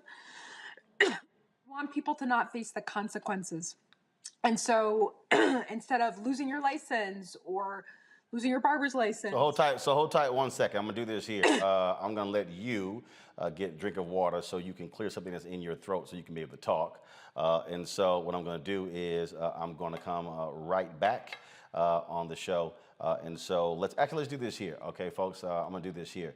I'm gonna talk about this story out of New Jersey, and then I'm gonna come back to Phaedra and talk about this here. So again, and give her time to get her particular throat straight. A man in New Jersey, folks, of course, was involved in a hate crime. Now he is having to pay the price. Well, thank goodness he's having to pay the price. We told you yesterday where, of course, Kristen Clark was testifying before Congress about the situation that we're seeing in terms of hate crimes in this country. It's increasing in this country. We saw it go up dramatically under Donald Trump. Well, Michael Mariota pled guilty to making and threatening interstate communications to a black Maryland woman and her family. He admitted he used an anonymous text messaging service to threaten physical harm and send racial epithets to describe the woman. According to a plea agreement, Mariota wrote, "I know where you live now. I'm coming to rape your family and eat my bullets." He faces a maximum sentence of 5 years in prison. His sentencing is set for May 25th. Those are the type of things, again, that we're seeing where the Department of Justice is getting involved and targeting other different people. Let's go to Bridgeport, Connecticut, where the death of 2 women has gotten the attention of the state lawmakers. The Connecticut Judiciary Committee held a hearing today to discuss HB 5349. It's a bill requiring police to notify the family within 24 hours of the discovery of death or document the reasons why the family or next of kin wasn't notified within that time frame. Lauren Smithfields and Brenda Lee Rawls died on December 12, 2021. Neither family was notified by any Bridgeport official of their deaths. That's unfortunately, we've been covering those cases, and so hopefully that bill is going to move forward. All right, Phaedra, you good? So much. I feel so much better. Thank you. All right. So you were talking about Promise and what the debts, and they cover a wide variety of areas. Yes. So we work with child support agencies, water agencies, and we basically say to them, rather than sending someone to collections or facing the consequences, that we should give people the time, and we provide software that allows government to offer interest-free payments. And so the same way that people who have money get to buy a Peloton interest-free, we think people who are struggling should have the same opportunities to have flexibility and not have consequences. So is there an individual limit for people to participate? There is not. The only requirement is that we have a relationship with the government, and that's everywhere from Louisville to Baltimore to Buffalo.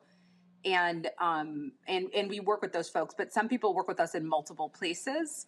And we find that's important because government debt has some of the most serious consequences. And so being able to offer that flexibility is critical. So if someone owes $500 or somebody owes $25,000, how do you determine if they get support? I mean, is there an approval process? There's not. And so some of our clients owe $25,000. You might have large buildings, or you have a business that was impacted by COVID. We work with the government agency. And so usually the requirements are that you're behind, and we have a 93% repayment rate. And the reason we have such a high repayment rate is because, you know, most people don't want to face the consequences. You don't want to lose your driver's license. You don't want your electricity shut off. But income changes. It's volatile. And so we recognize that not everyone has the same amount of money per month. And so we can give governments predictability, but we give people options. So we only limit it when people don't succeed.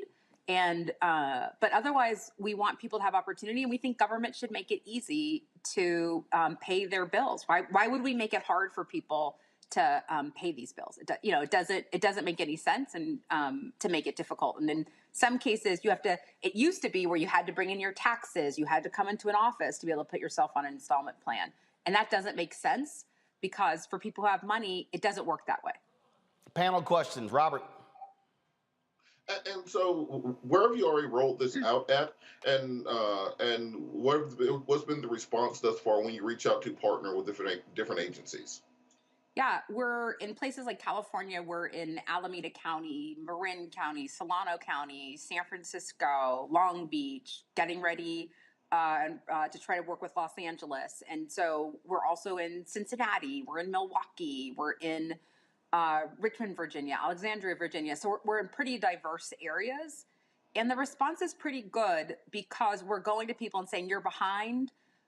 We want you to be able to make your payments and not face the consequences. And we see this a lot, get it now, pay later. And so we want that same flexibility for people. And so we've had a very positive response. We've been growing pretty rapidly because we can have a high repayment rate, give predictability to government, but also make the experience better for people who need support. Kelly? Are there plans, if it doesn't happen already? I'm looking on the website. I just want to make clear, is this in all 50 states? Are you able to serve all 50 states yet? And if you're not, what is the plan to do that so that everybody can get this kind of help? That's a great question. We're trying to go as quickly as possible. We're just limited by a sales cycle, how quickly we can onboard people. And so we're in most states, but not in every state. And it really requires that the government agree to work with us. And so part of what we've been trying to do is to put pressure on governments to say, we're in the midst of a pandemic. No one should be having their water shut off. Where the consequences are mostly Black and brown people. It is not acceptable that, when you look at the people impacted by losing their driver's license, it tends to be an entryway into the criminal justice system. And so we are not in every state, but in most states. Lauren? So is there any restrictions with regard to income? Like you serve everyone, whether rich or poor? And also, you said Richmond and Alexandria. Obviously, Alexandria is pretty affluent, and Richmond isn't.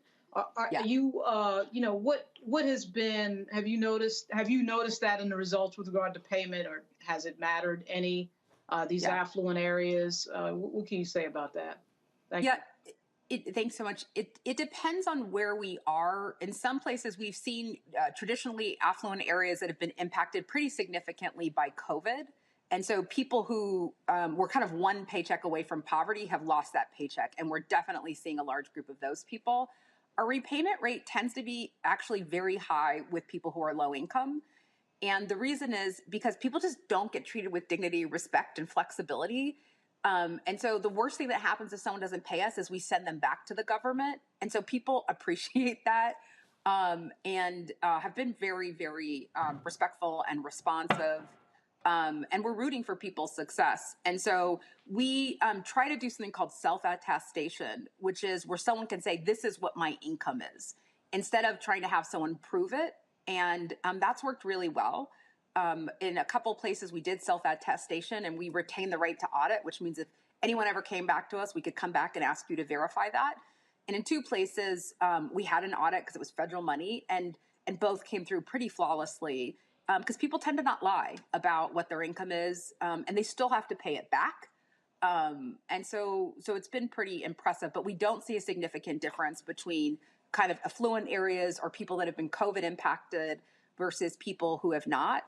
And a lot of what we see is seniors who are on a fixed income who have been trying to make decisions, as an example, every month, which bill to pay. So there's just not enough money to pay every bill every month. So we have to build payment systems that recognize that, right? There's just, people are struggling to make it. And we can't assume that everyone has the same amount of money every month. We have to build systems that recognize that income is variable and that people need support, and that the people who are struggling need it the most. All right, then. Phaedra, great idea, great concept, and we certainly appreciate you coming on the show to explain it. Happy to be here. Thanks so much for having me. All right, thanks a bunch. All right, folks, so we're going to close the show out today. Oh, Lord. Thank you. Take care. This fool out of Georgia. Now, I done already told y'all Vernon Jones is really just one of the dumbest people you ever seen in your life. I mean, dumb, dumb, dumb. He is a capper. So he used to be a Democrat. Now he claims he's a Republican. So he was not happy, y'all, recently when they had an event in Jackson County because he didn't like the damn speaking order. Y'all want to see a grown-ass black man show his ass? Here is this fool, Vernon Jones, out of Georgia. A couple other places around here, so good to have him here. Greg, I want to say this. Go right ahead. In all fairness, I want to say to people here, I came here because I'm sincere. I came here because I'm a fighter. I came here to earn your support. But I'm not going to be subjected to politics. Now, I was selected to be the second person. Mike Collins was supposed to go first. And you're all now trying to change. Let me finish. I'm going to finish this real quick, Vernon. No, I'm going to finish this real quick. This is my event. You're here as a guest, so they don't want me to tell y'all. You are here as a guest, sir. You're going to listen to what I'm going to say. I'm an hour and a half behind. I'm not making $1. Everybody's here because they want to watch people speak. Give your stuff. Let's go. As I said, they're playing politics. Because Mike, he wants to go second because all he does, everywhere he goes, he attacks me after the fact, and I don't have a chance to respond. I'm not going to play that game.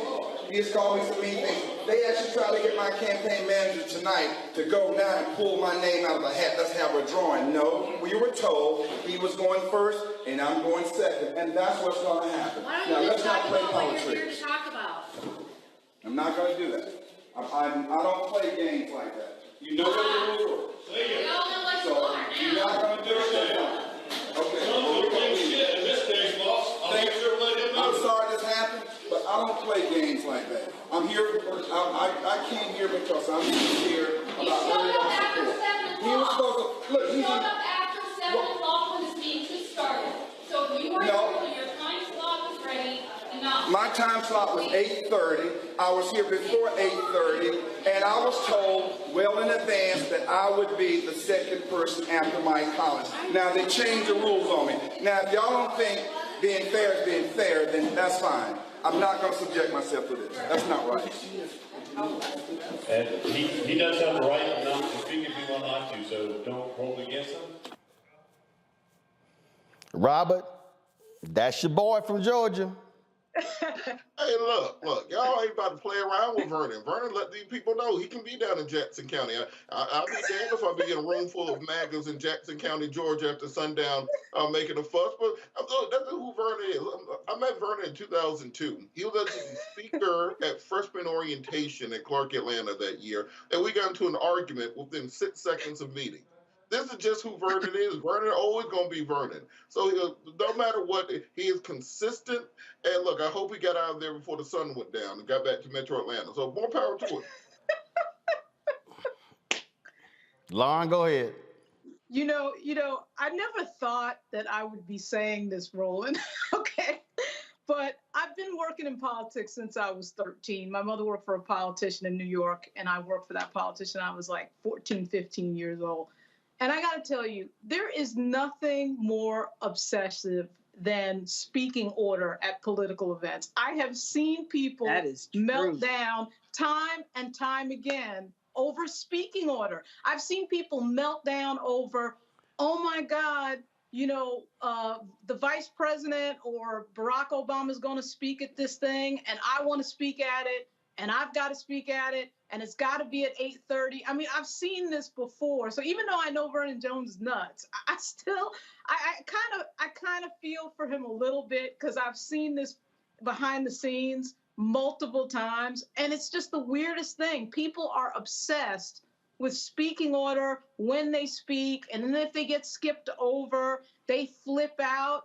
I've seen grown-ass adults flip over this multiple times. So it's kind of funny just watching it, because it's just one of these things. I could write a small impulse buy book over the times I've seen people flip out on speaking order. Kelly, I don't feel for that punk-ass Vernon Jones at all. At all. I mean, it was the people leaving in the background for me.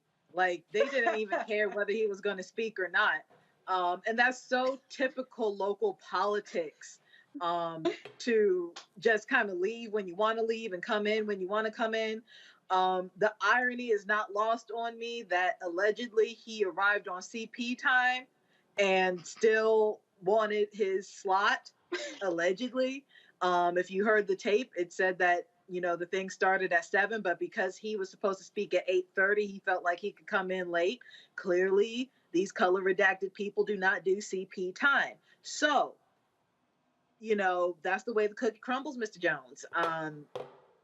Either speak or leave, and he decided to leave. Oh, man. It's just so funny to watch that. I mean, it's just so crazy. Look, he stuck to his guns, and look, as I said, I don't think any of us will be down in Jackson County speaking. And look, the GOP wanted to reach out to minority voters and stuff, so they got to accept CP time now. You open up the tent, we still gonna get there when we get there. And the GOP has this affinity for these dumb black candidates, these Herschel Walker, Larry Elder, dumb. And basically their only talent is to attack other black people. That's their value to the Republicans. And of course, Vernon Jones does that really well. I mean, it's just, he's a child, but that's who they want in there, and that's what they got. They deserve each other. Well, I mean, it's unfortunate. It is unfortunate that, conservative black people have been relegated to the furthest side of the spectrum of stupidity. Right. When you have people who are reasonable black Republicans who cannot get that kind of time, and they can't with white supremacy, and that's really unfortunate of it. And real black Republicans can't stand these grifting ass folk like Vernon Jones, Candace Owens, Brandon Tatum, Maj Touré. They can't stand they grifting asses. And so it goes. All right, Robert, Kelly, Lauren, I appreciate y'all being on the panel today. Folks, we're going to close the show out with this here. First of all, let me shout out to people. This is one of the outfits they gave me in Liberia, so I had to go ahead and rock this today. It's cold as hell in D.C., so this thickness worked. Saturday was the memorial service for Askia Muhammad. He died a couple of weeks ago at the age of 76. He worked for The Final Call. He wrote for the Afro-American. He worked for other black newspapers, the Informer. And he, of course, did radio as well. And so there was an event at Busboys and Poets in D.C. on Saturday. I went by and said a few words as well. And there was a presentation that was done by Free Benjamin. and Ayanna Gregory, who is the daughter of Dick Gregory. And they sang this original song here on behalf of Askia, and I wanted to close the show out today to recognize him, and certainly prayers go out to his family, and share this with you. Certainly hope you guys enjoy it. You're watching Roland Martin Unfiltered on the Black Star Network. Take it away.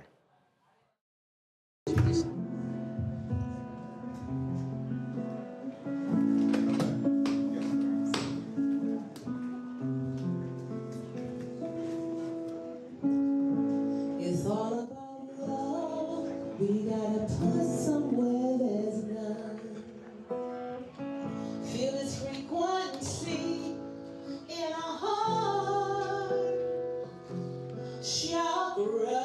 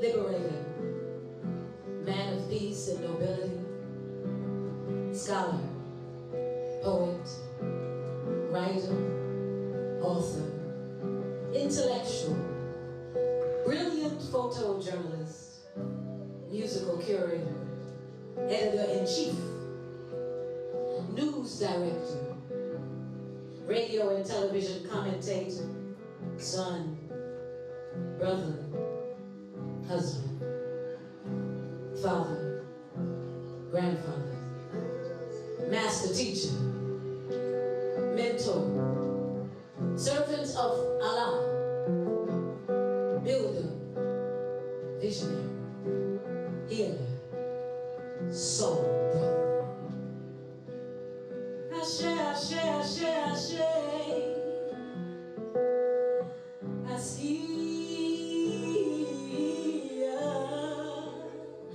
Your voice is free as a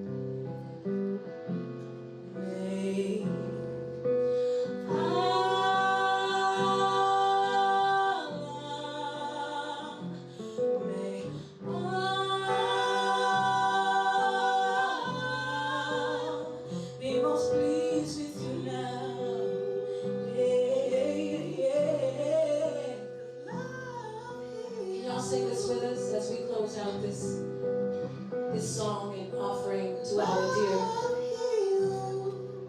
So if you would just sing with my sister singing, if the ladies and the women can sing at the higher octave.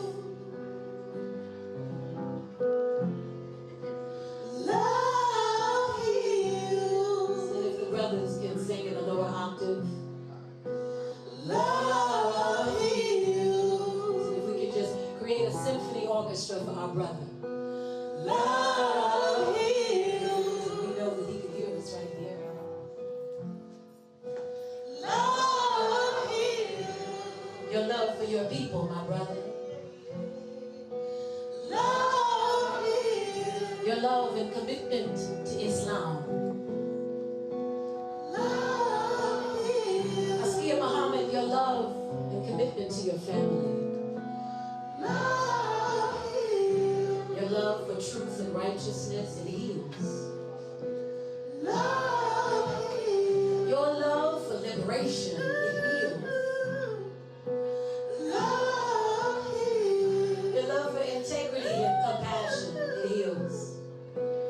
Love heals. Is love, Jan. Love heals. Your grace and nobility, my brother, it heals. Love heals. Your gentle and powerful presence. Love heals. Your commitment to your people and to humanity, Askia.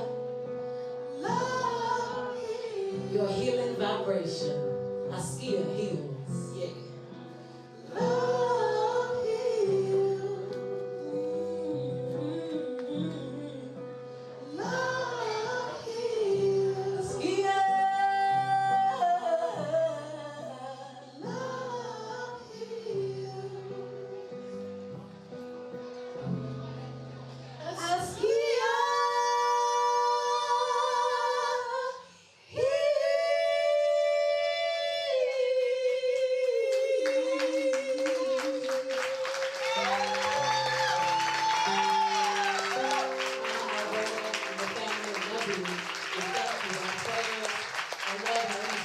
Thank you. God bless.